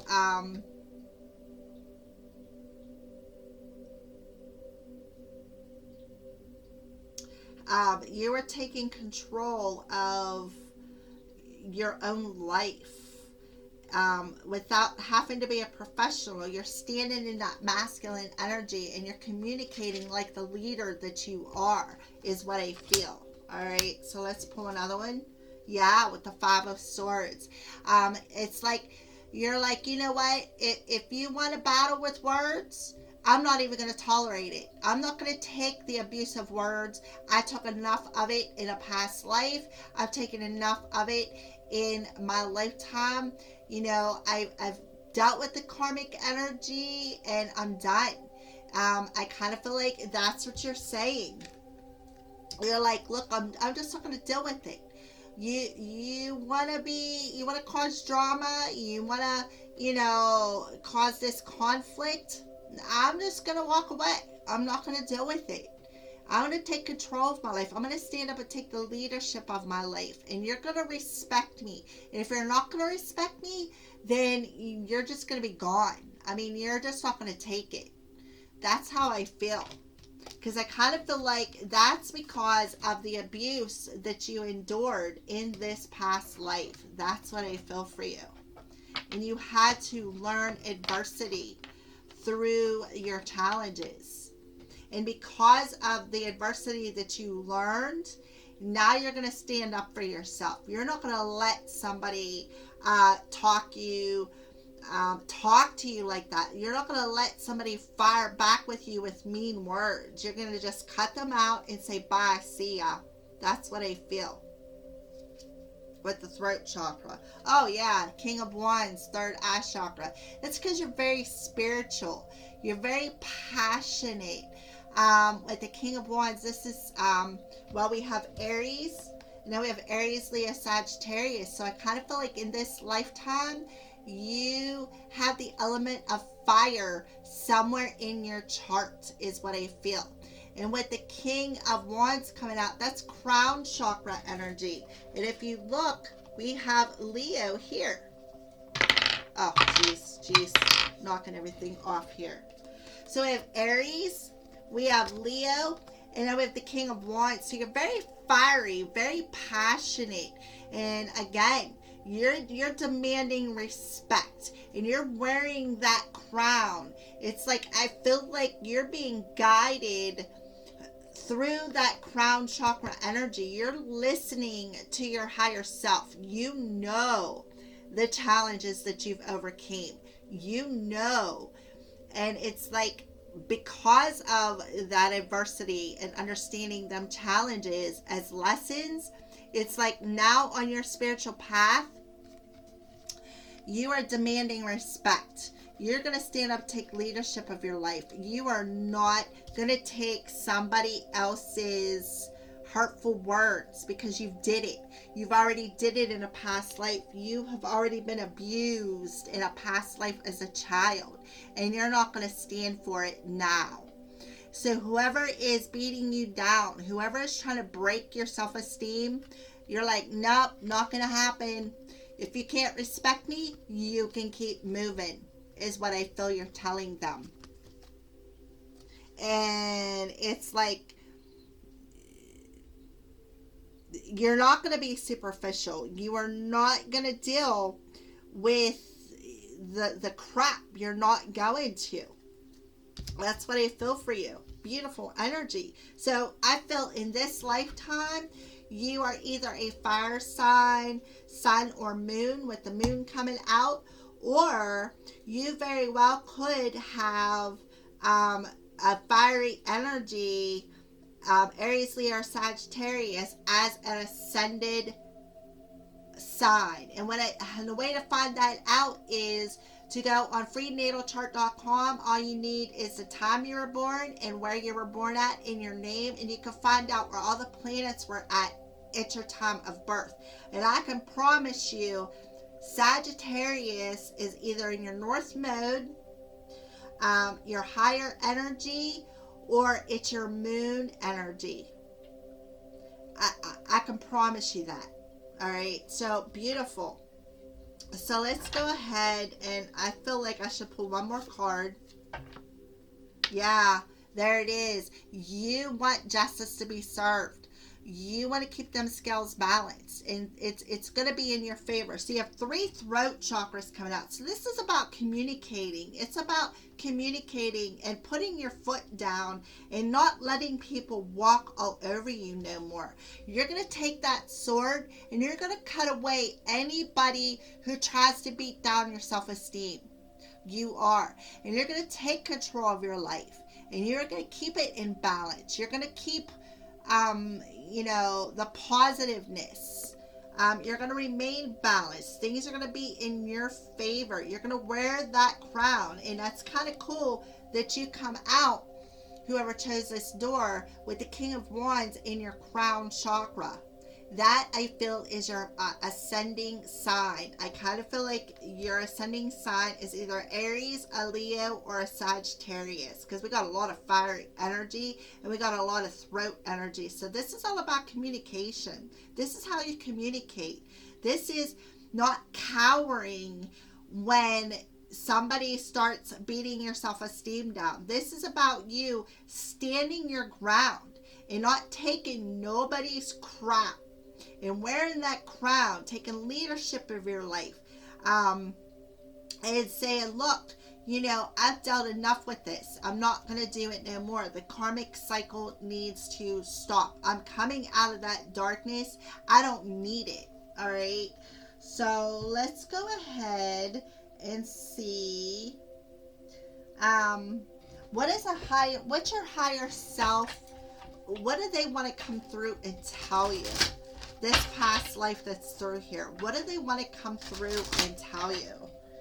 I feel like that black cat was part of your totem animal in this past life. And I kind of feel like they helped to guide you. Hence the cat here. I just feel like in a past life, it was a black cat, like a panther.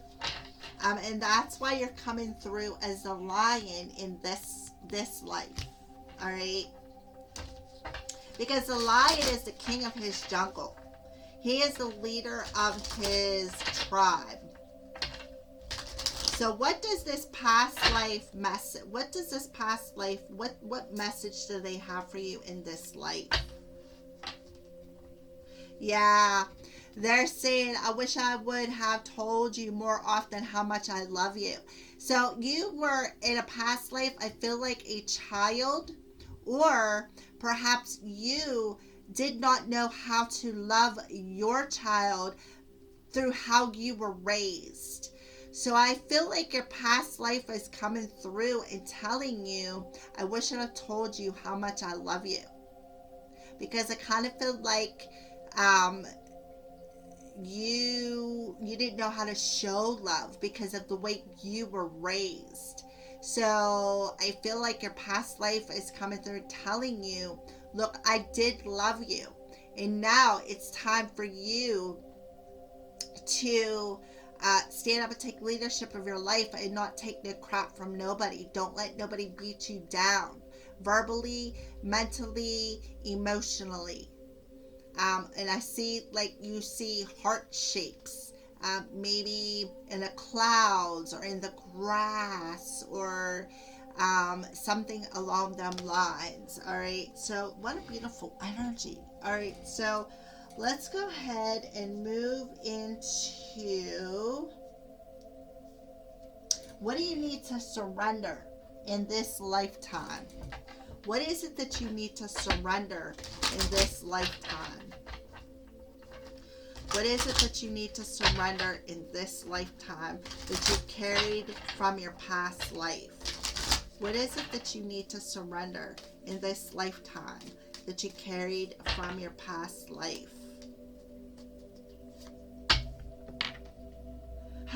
Surrender your desire to control people. So I kind of feel like you may be a bit of a control freak in this lifetime. Being over controlling can sabotage relationships. To more effectively achieve your goals, back off, regroup, and give this situation some breathing room. Hence the Emperor. Because I do see the Emperor as a control freak. And Spirit is telling you, you need to balance that energy out. You need to recognize that controlling energy, how you control other people, the way you talk to other people. You need to recognize that. You need to balance that energy out and gain more self-respect. Because I kind of feel like, it's like you need to don't be superficial, don't be unprofessional. So that's what you need to let go of. And I feel, again, that's because of how you were raised and treated in a past life. So I kind of feel like in a past life you may have been a bit of a control freak as well. Instead of telling your family and your kids that you love them, it's the way you were raised. You wasn't showed that either. So it's like you didn't see the light at the end of the tunnel. All you seen was darkness until you faced it. That's what I feel. All right. So now we're going to see what's this change. So what's this change? If you surrender this and you release control and you recognize the need to have respect and to control everything, how is this going to change you? What change is this going to bring? And how is it going to affect your life's purpose?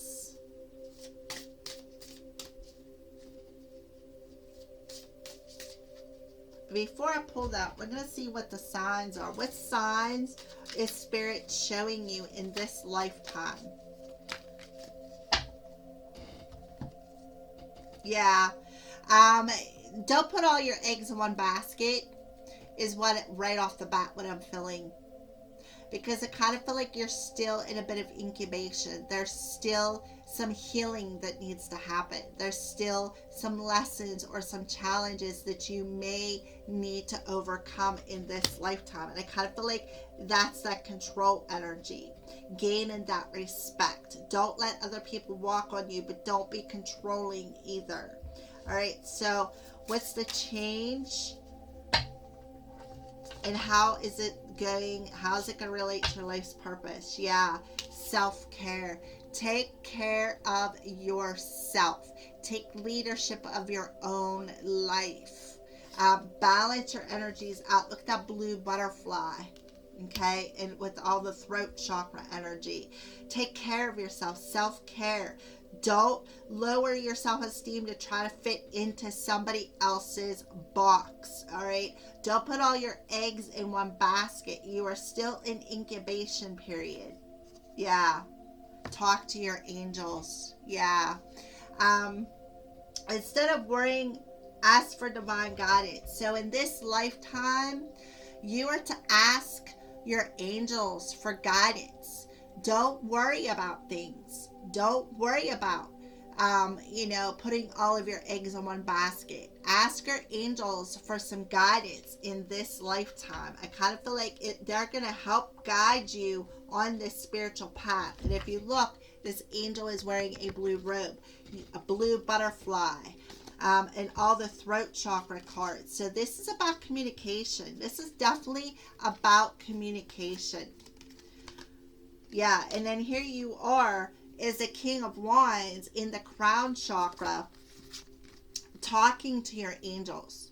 I feel like you get like these creative ideas, or you may occasionally get this message and you're like, where'd that come from? Is that me? I kind of feel like they're talking to you. They're sending you messages down through your crown chakra is what I feel. And it's like they're telling you, take care of yourself. Watch how you talk to people. Don't let people control you, but don't be over controlling with people either. This is just something you need to complete within this lifetime is what I feel. All right. So let's go ahead and move on to some messages now. Messages from your angels, your guides,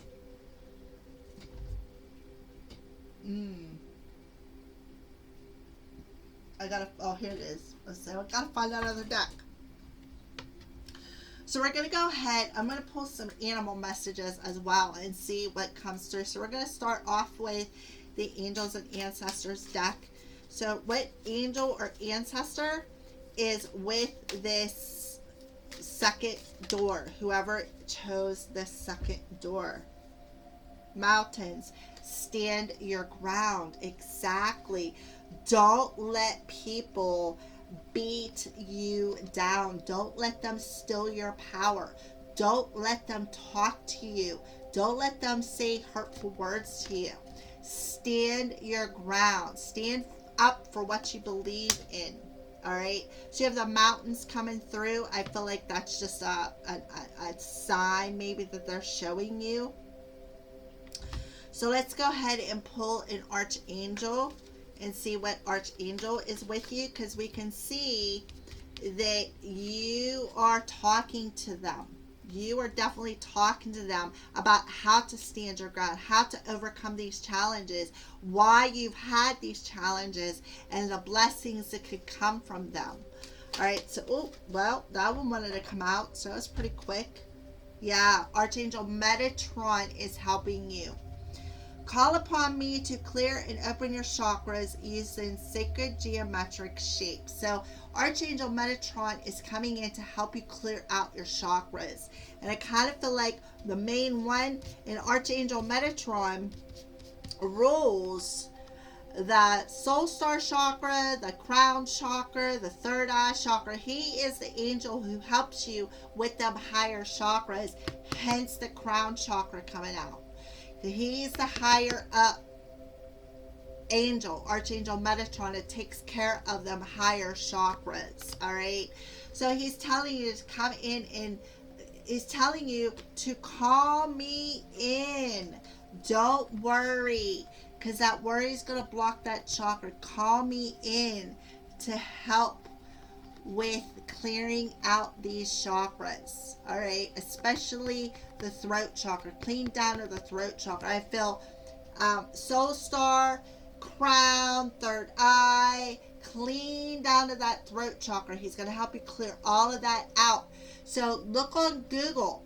Google will help you find geometric shapes that'll help you clear it out. Also, I feel like they're telling you that self-care by going out and spending time in nature, you know, and releasing control of how things are coming about, because I feel like your crown chakra is blocked with the oracle of the Delphi coming out. I kind of feel like that oracle of the Delphi, that's the reason why she couldn't see anything, is because of the crown chakra being blocked. She couldn't see beyond your dark energy, your karmic energy, and that's because of the abuse that you endured as a child, of being controlled, of being abused. I feel like your parents were very abusive towards you, and when you grew up, that's what you learned and that's what you did,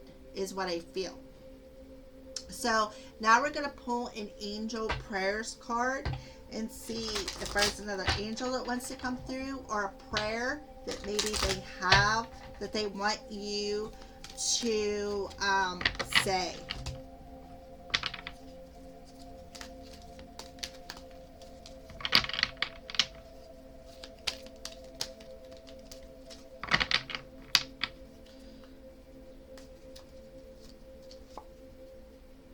Love and accept yourself. Exactly. Thank you, angels, for lovingly guiding me to self-acceptance. Yeah. So they want you to love and accept yourself. Accept yourself for who you are. Recognize the beautiful soul that you are. And accept the fact that, you know, of who you are. Accept the fact that you are a leader of your life. All right. Again, I'm seeing that heart, just like in here. I'm seeing that heart. See the hearts? I feel like they are showing you hearts, whoever resonates with door number 2. showing you hearts telling you they love you. They want you to accept who you are. Love yourself. Accept the fact that you are this fiery, passionate leader. You could take control of your life, but you don't have to control everybody else's life. You need to relinquish that control. The only life that you have control over is your own. That's what I feel. All right. So let's go ahead and pull a message from your spirit guide, and then we're going to move on to the animal guides.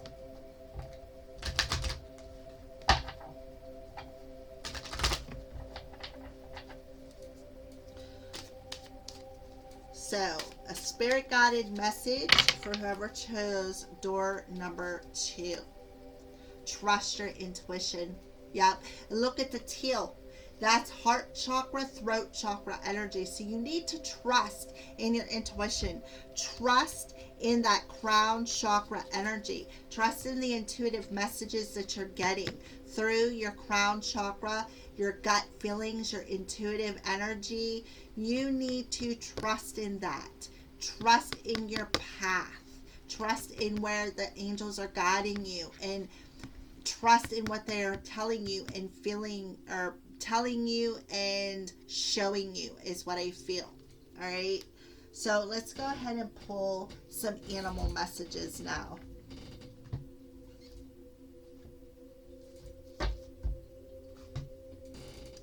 So what animal wants to come through for whoever chose door number 2? We already see the lion come through, and I see a black cat come through. I literally can see you walking in like that, the clothing that they wore in the biblical days, with your black cat beside you. I feel like it was spirit form is what I want to say. Like, you know how we all have them childhood friends? I kind of feel like yours was that black cat. So what spirit animal wants to come through that is guiding whoever chose door number 2? And what's the message? The gorilla. Take the time to listen compassionately to those you love, especially your family members. So you need to start listening with your heart to your family members. You need to recognize that. You need to recognize the love. Be more loving and accept who you are. I feel like this gorilla is coming through for a reason. Okay, and to be honest with you, now that I see this gorilla's face, see how it's outlined? It's kind of the face that I seen in the crystal ball, but to me, it kind of looked like a cat for some reason. I still feel like you had a black cat as well. So yeah, there we go. That's for that. So this one is the animal totem deck, but this animal totem deck is also, this animal is going to bring a crystal that they recommend that you carry. So what animal wants to come through, and what crystal do you recommend that this person carries?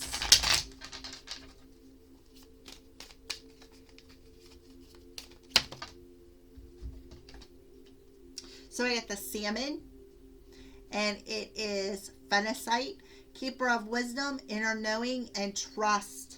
Yes, you need to, it'll help you with that inner knowing, and to be able to trust.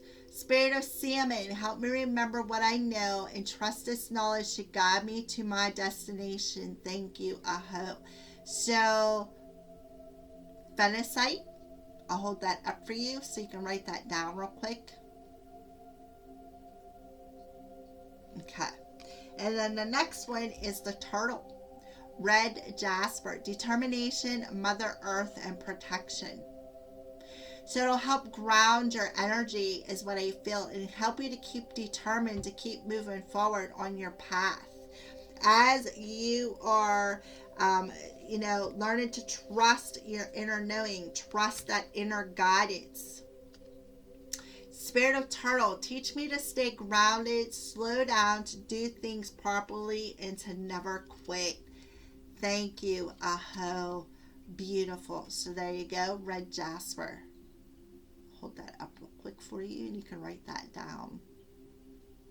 All right, so that is door number 2's messages. So we're going to go ahead and go on to door number 3. So before I pull cards, I'm going to go ahead and look in the crystal ball and see what they are going to show me about this next door.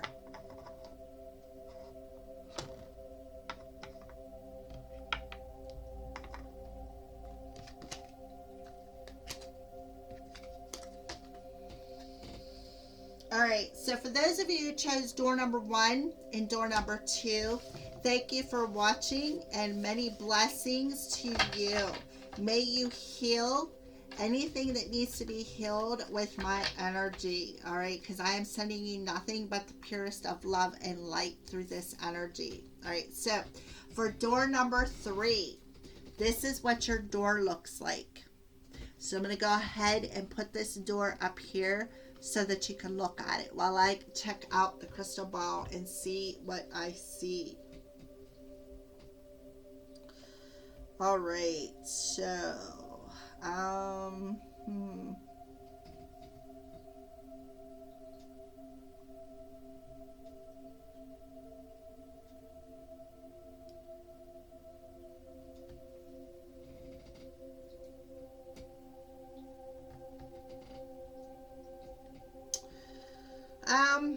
again, I am seeing that black cat, like Bast.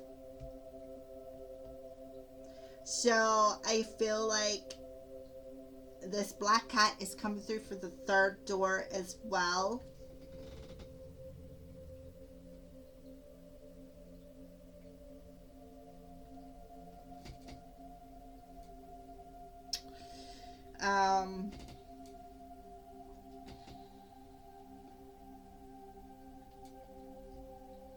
It's kind of hard to see. Like, I get all these different shadows.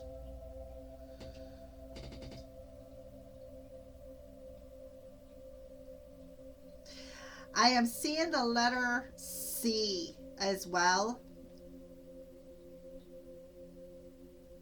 Let's see, what else am I seeing?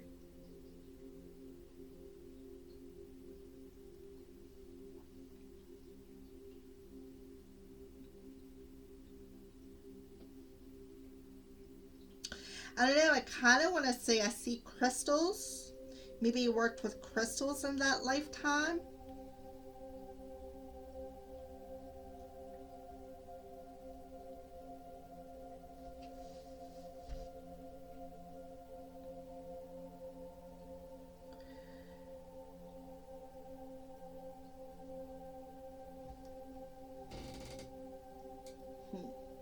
Okay, let's see what else I can see here real quick.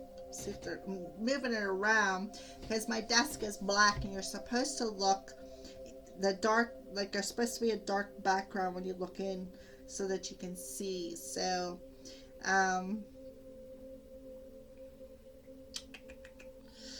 that's about all I'm seeing. Let's see, I see a heart. I see a white heart. So let's see. Oh, here they are. Let's see what this door says. Yes, kiss the ground and touch the sky. Your soul is set now to leap and fly. So the answer is yes to something about your soul leaping and flying in this past life. You're meant to soar. You were meant to elevate and fly. So let's see what the past life energy is. Oh yeah, health. I feel like you were a holistic healer in a past life. I feel like you were very into like herbology and crystals. I really feel like you used crystals as a health. Like I feel like you use crystals for healing. I feel like You were a holistic healer. You used everything holistic, like I said, crystals, herbs. You made everything. You were very knowledgeable, is what I feel. I even feel like you could have been like a midwife, or maybe even perhaps a doctor, but you definitely was in the medical field, is what I feel. I kind of feel like that's why the answer is yes. So maybe in this lifetime you are questioning why you are so drawn to maybe herbology, or maybe even the health field, like a doctor, a nurse, or maybe you just help people in general. Maybe you see this caduceus all the time. So, in a past life, kiss the ground and touch the sky. Your soul is set now to leap and fly. So, I kind of feel like, again, you were a holistic healer in a past life. You, you I feel like you were very healthy. You took very good care of yourself. You was in the medical field. You learned a lot about herbs and like a apothecary is what I feel. An apothecary, and because of how this holistic healing in this life, you were so good at it that you made the career of it, and you just soared. You lived a very healthy life. You soared on your career. You soared in your choice of life. This is a very positive past life compared to the last one. Trust me. Very, very awesome. So we're gonna see what archetype did you stand in this past life? What did this look like? The archetype that you stood in this past life. What does this look like? The archetype, whoever chose door number 3. What did they stand in? What archetype did they stand in this past life? What did this look like? A seeker. Thirst for wisdom and truth wherever they are. But I don't feel that you had any shadow attributes because you are soaring.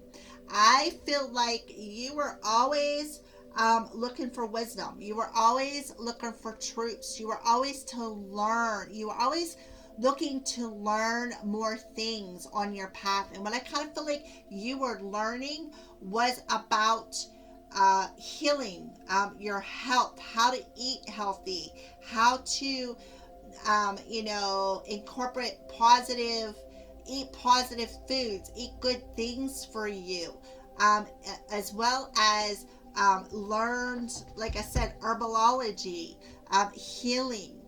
I kind of feel like you, again, were like an herbologist or a healer, and you were always thirsting to learn more. Always. You were always seeking more wisdom, seeking more truth about, I feel, about health, about, I feel like you're a doctor or a midwife of some sort. And you were always seeking more knowledge when it comes to, how to maybe mix things together, like an apothecary. I really feel a strong apothecary energy. You were always seeking to learn more things when it comes to your path, being in the health field, like an apothecary. I really feel a strong apothecary energy coming through. You used to make your own medicine, your own elixirs, and your own oils, and you used herbs and plants. You lived off the land, and you were always seeking more knowledge of what can I make next? What can I invent next when it comes to that apothecary, to being healthy, to doctoring, to nursing, midwife, whatever it was, you were in a health field in a past life. And you were always seeking knowledge to be healthier, to, like I said, make potions, make elixirs, not potions, but elixirs, and I want to say not toxins, but what is that word? Toxic, not elixirs. Like you were looking to make elixirs. I can see you with the little vials in the bottles. Oh, this is cough syrup, or this will help with that sore throat, or here, let me bandage that leg, or you were always seeking ways to make things better, make people healthier, make them feel better. You were definitely in the health profession, definitely. Beautiful in this past life. All right, so let's go ahead and pull some Akashic Records Tarot. Let's see what the Akashic Records want to say about this door.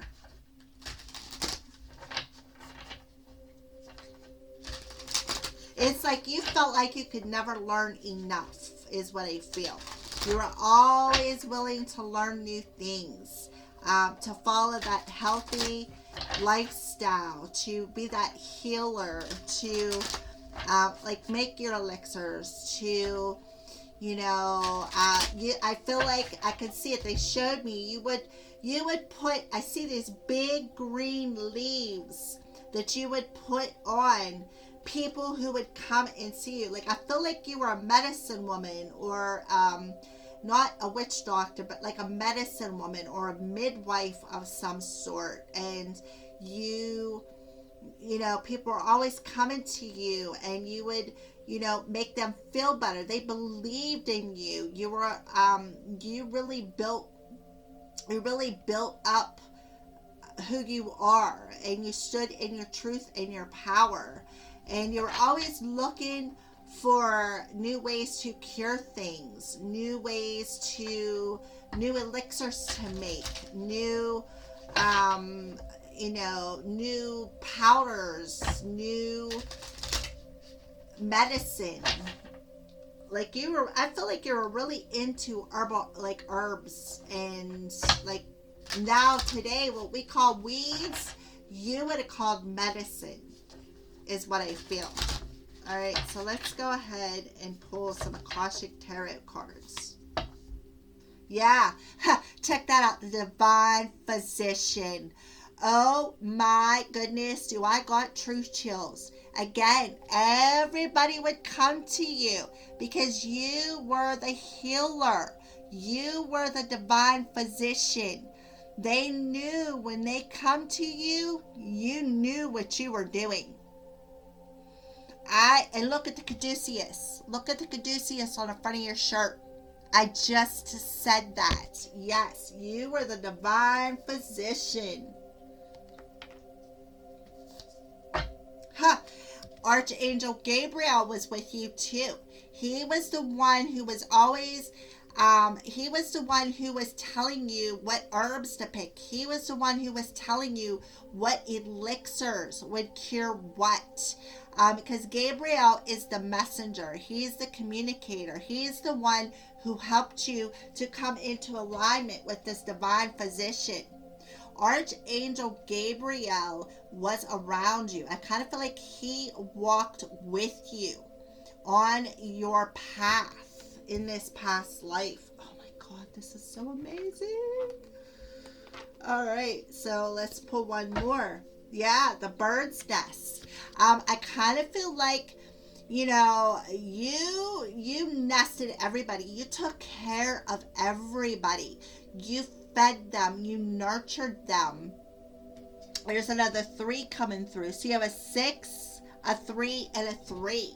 So if you think about it, two threes make up a 6. So if you're seeing 3s, This is very significant to your past life energy. So with the bird's nest coming out, I feel like this was this was your business right here, this nest. And I feel like when people would come to you to be healed, it was like they felt at home.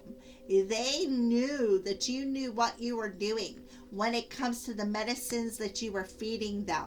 They always felt secure. They always felt like home in your presence whenever they would come to you to be healed. I feel like, again, Archangel Gabriel was just like, I feel like you two walked hand in hand.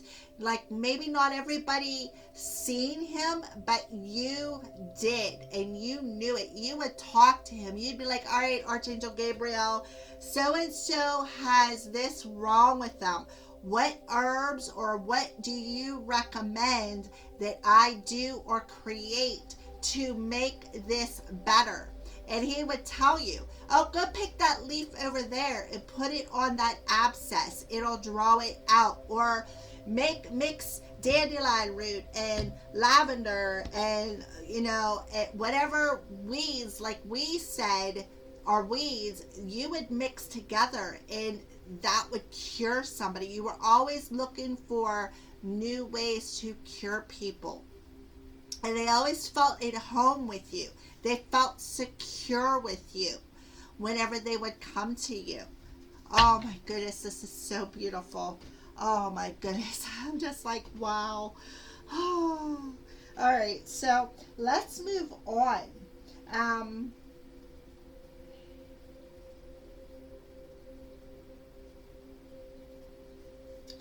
What is a lesson that you needed to learn in this lifetime to get here?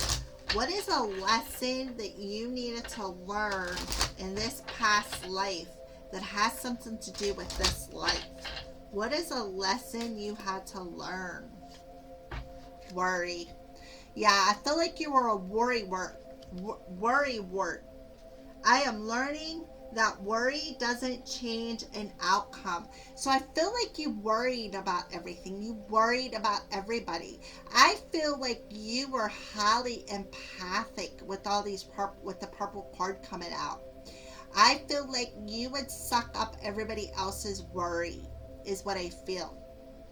And you had to learn that worry didn't change anything.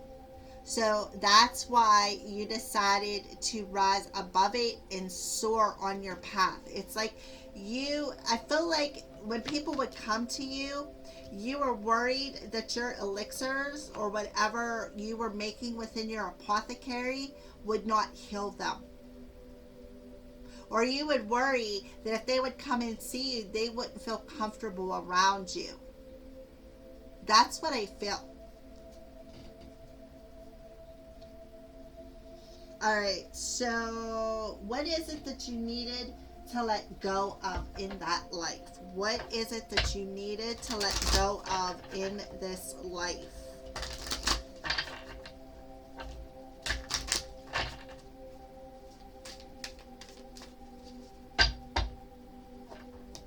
Oh, well, there it is. You just needed to allow things to happen. You really did. And look, I'm seeing this weather vane on here. So what I feel you worried about was in that particular lifetime where you were a holistic healer, I kind of feel like, I think my computer froze again. Okay, here we go. Allowing things to happen. So today I will let things happen without worrying. Wow. You had to let go of that worry. You just, I will let things happen without worrying about the significance of each event. I will trust that this will bring about my growth faster than running around with a microscope. Microscope, hence health. I will have faith that my lessons will reveal themselves in their own time. So you are learning that worry wasn't going to change the lesson, is what I feel. And you needed to trust that everything that happened was just so that you could grow and expand on your path so that you could soar. So I do feel that instead of worrying about what was going to happen next, and I kind of feel like what they're telling me is like the Spanish flu, or them pandemics that wiped out a lot of people.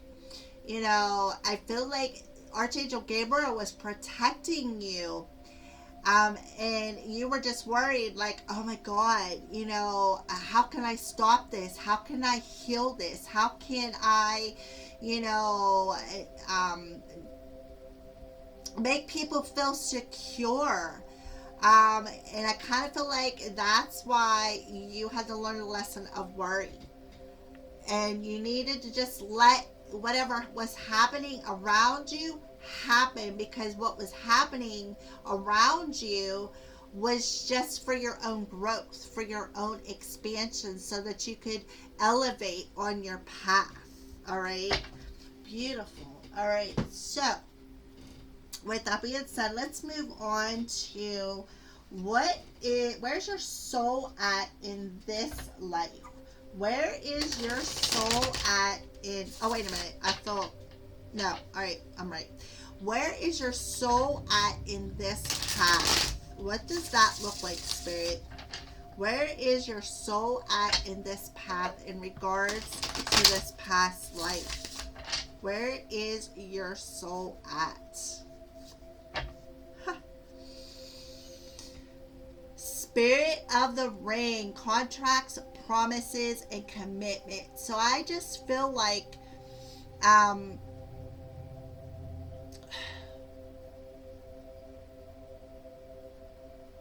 before I go into what I'm really feeling, I feel like you come into this lifetime to fulfill a specific contract, to complete that cycle. I kind of feel like it may have something to do with a commitment with a relationship, or it could just be a commitment with this spiritual path. So let's go ahead and put this card right here and see what archetype are you enabling and embodying in this lifetime when it comes to this Spirit of the Ring. What's the archetype that you are embodying in this lifetime when it comes to Spirit of the Ring, where your spirit is? It's Spirit of the Ring. So what archetype are you embodying? I feel one more shuffle. All right, so I'm just going to go ahead and shuffle them up like this and then cut them.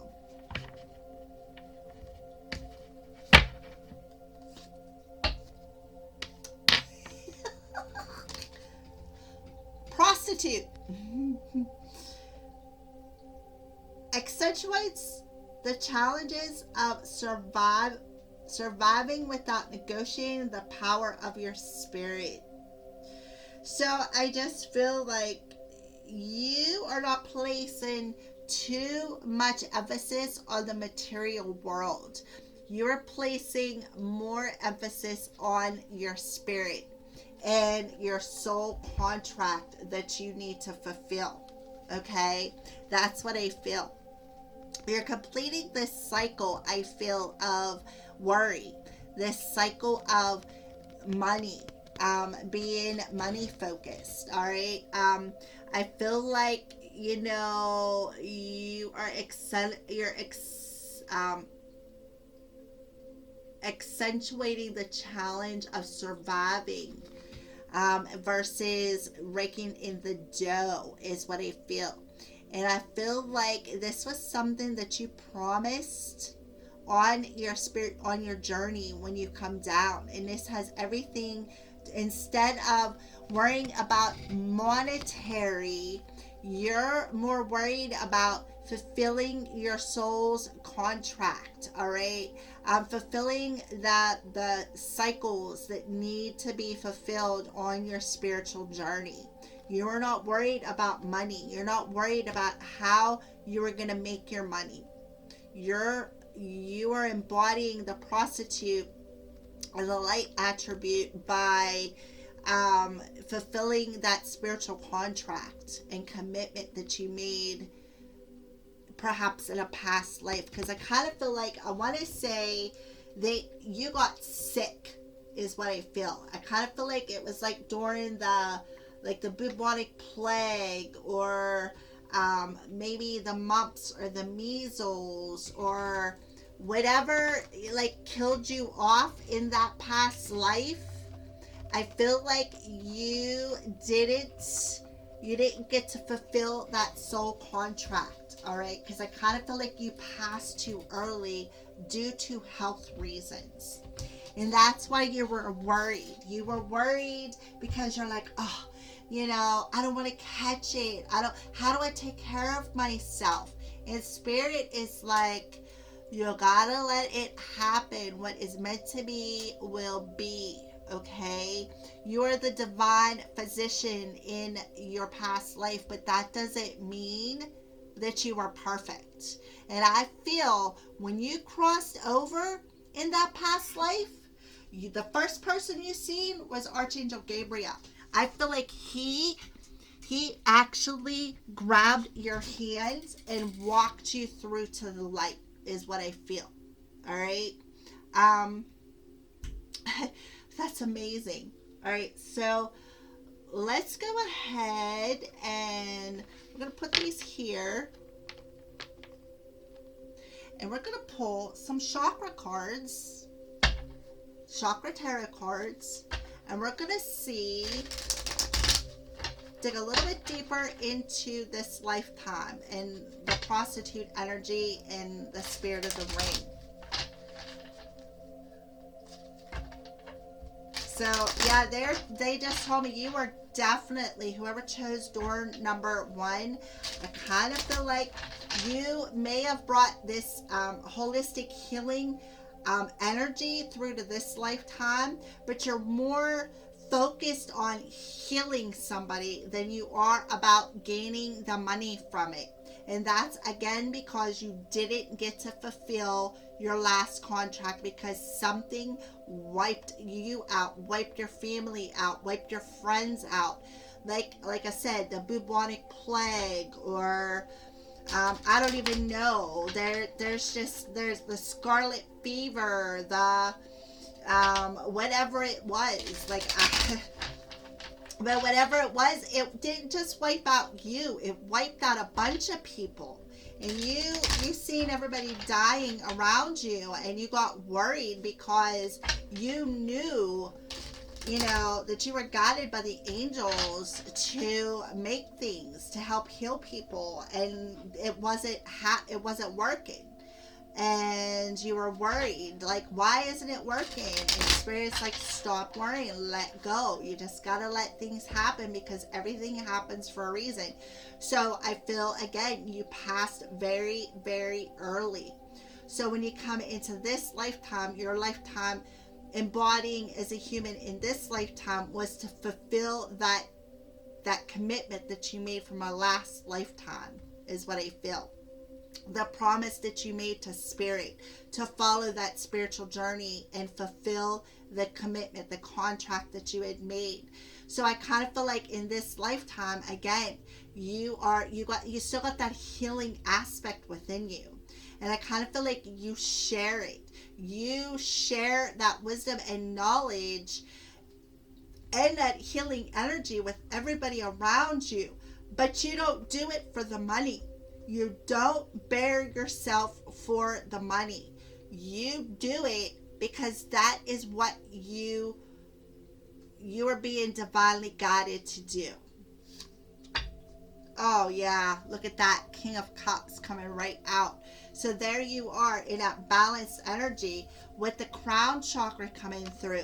You are opening your heart. You are trusting the guidance. You are trusting your heart space. You are very balanced in your masculine and feminine energies. Your heart is very open. Your crown is very open. Beautiful. Yeah. Priestess of Cups. So there you are. It's like, again, your masculine and feminine energies are balanced. And you got the Princess of Cups coming through. I think, but I am not sure. I think that's the page. And that is the heart chakra energy. So I feel, let me make sure that that's the page. Yeah, let me see. Princess of Cups. It's green.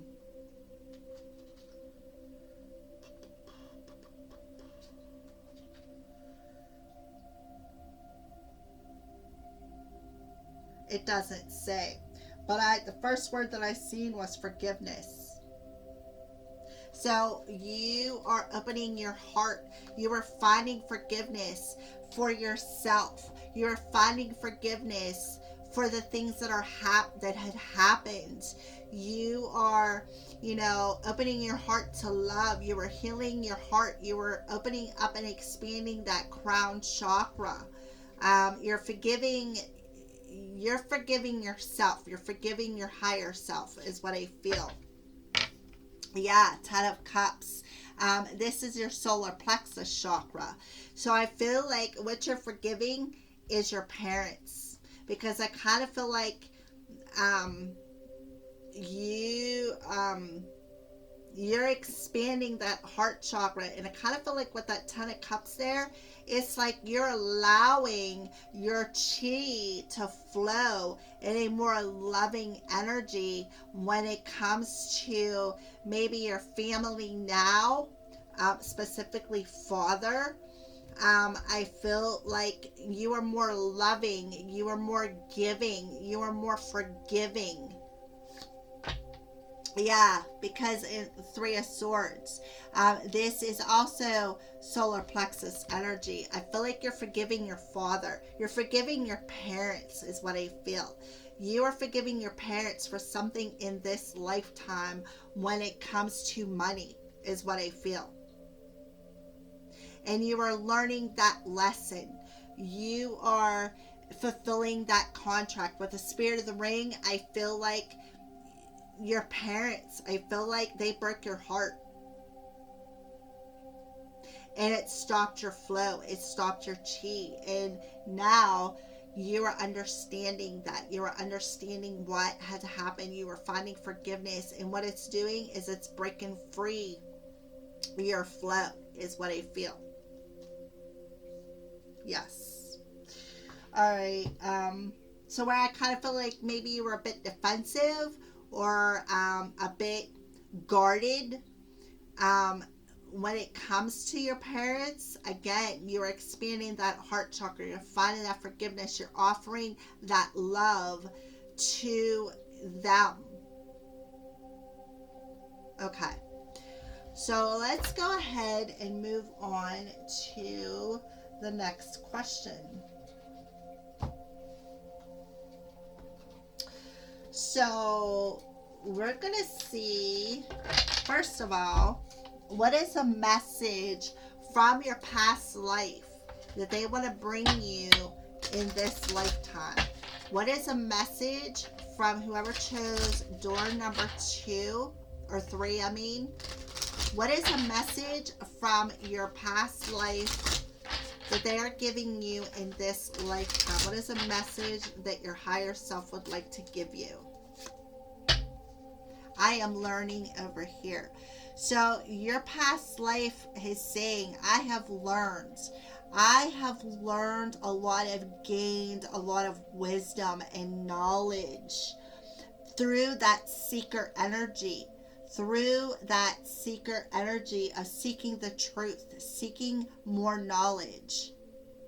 So your past life is saying, I have learned a lot through seeking wisdom and knowledge in my past life. And I kind of feel like that seeking that knowledge has something to do with who you were, that divine physician. All right.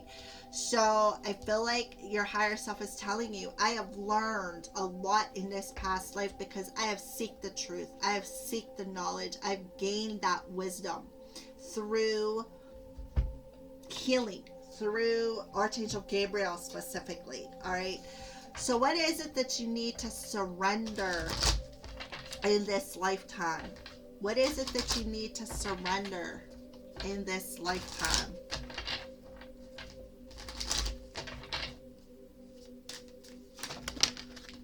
Well, makes perfect sense. Okay, let me put this back up here. These cards are just being difficult. Okay. So you need to surrender negative thinking. I have control over your thought. You have control over your thoughts. When negative thoughts surface, say thank you for sharing and quickly refocus on positive affirmations. Hence the worry.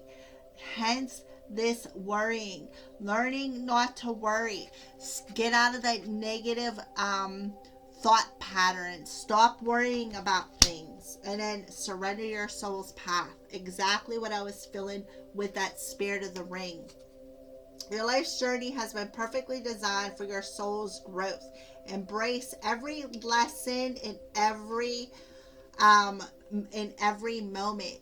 So you need to just surrender to your soul's path. The commitment that you made with your angelic team, the commitment that you made specifically with Archangel Gabriel, the commitment and the promise that you made with your angelic spiritual team to complete this cycle and to surrender to your soul's path, and understand that every lesson had to happen because there was a lesson that involved wisdom, that involved knowledge, that involved something you needed to learn, is what I feel.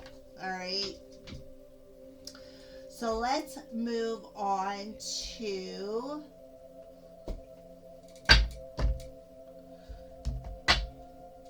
what are the changes that are going to be made in this lifetime, and how is it going to affect your life's purpose? So what is the changes that you are making in this lifetime, and how is it affecting your life's purpose?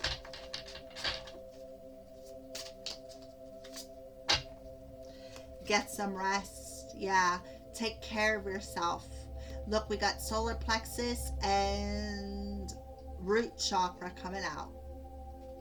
So take care of yourself. Don't worry. Don't think about that pain, that heartache.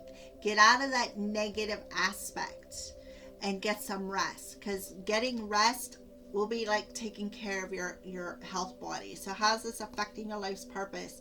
Music. Yeah, I feel like Spirit is telling you, get some rest and perhaps listen to some meditation music. Your connection to music is healing for yourself and others. So get some rest, listen to meditation music. It'll help heal you. It'll help with that negative thought pattern. There is all kinds of videos on YouTube that are good affirmations. There are also videos that'll help heal negative thought patterns, heal toxins. I mean, YouTube is an amazing place, let me tell you. So I feel like Spirit is telling you to go into meditation, get some rest, listen to some music. It'll help heal whatever you are carrying with you when it comes to this negative thoughts about the hurt, the pain, because I kind of feel like it's blocking your chi, it's blocking your flow.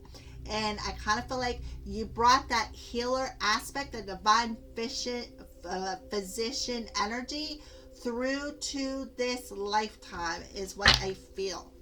All right.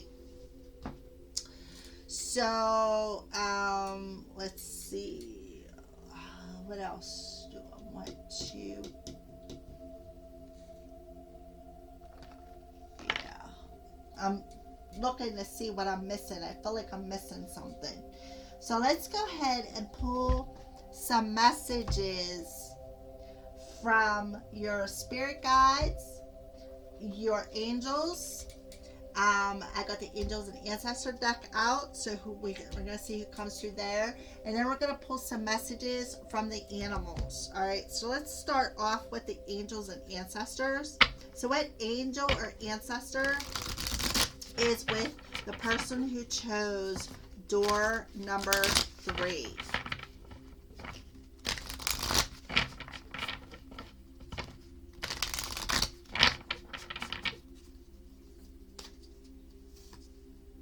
The stag. Trust and thrive. So yeah, you just need to trust in where you're going and learn how to thrive on just your spiritual path, your spiritual calling. And I kind of feel like spirit, it just told me that, you know,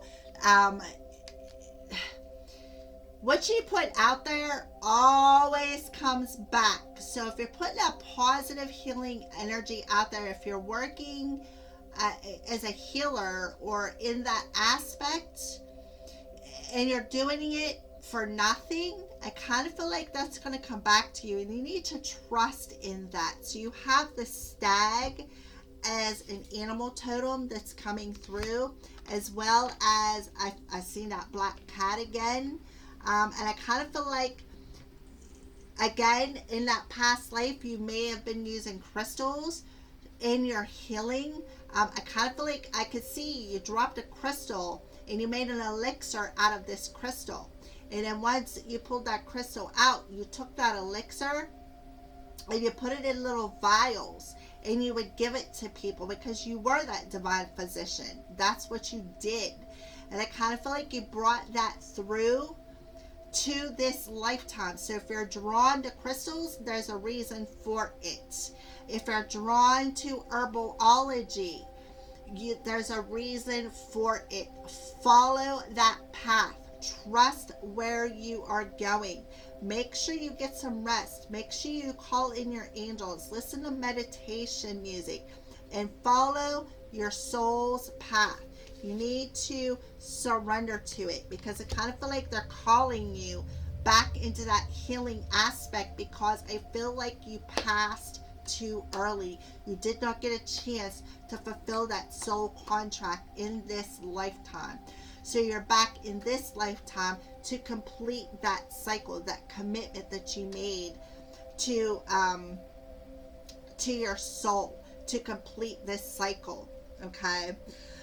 So let's pull an archangel and see who is coming through. We already seen archangel was walking with you in this lifetime. Let's see who is with you in this lifetime.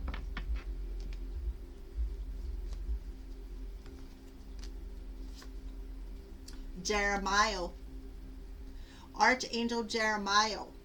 Take inventory of your life and resolve to change and heal anything that is unbalanced. Yes.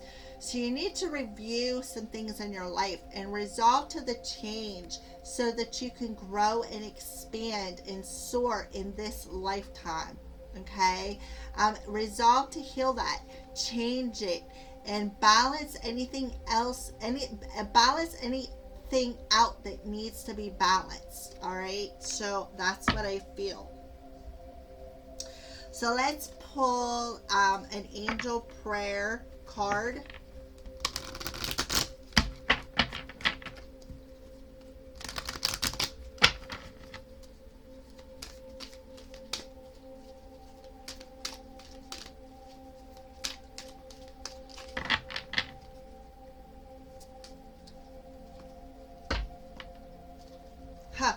Take time to breathe. Yep, again, meditation. Thank you, angels. I breathe with ease, knowing you're here. So what was it? Get some rest. Take time to breathe. Listen to music. It'll help you heal. It'll help you awaken this energy within your solar plexus chakra. It'll help break free anything that no longer serves you, anything that's blocking your chi, your flow. It'll help to break that free so that you can go further on your journey and soar, just like it says here. All right, so let's go ahead and pull a spirit guide message for door number 3.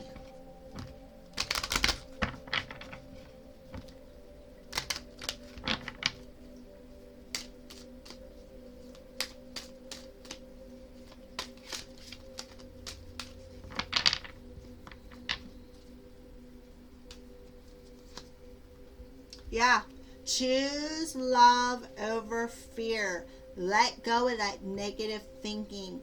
Follow your heart. Find forgiveness for maybe your parents passed in a past life. Find forgiveness. Find forgiveness in this lifetime. Choose life. Choose love over fear. Let go of that negative thinking. What are you fearful about? What are you worrying about? There's no need for it. Take time. Breathe out. Awaken that energy.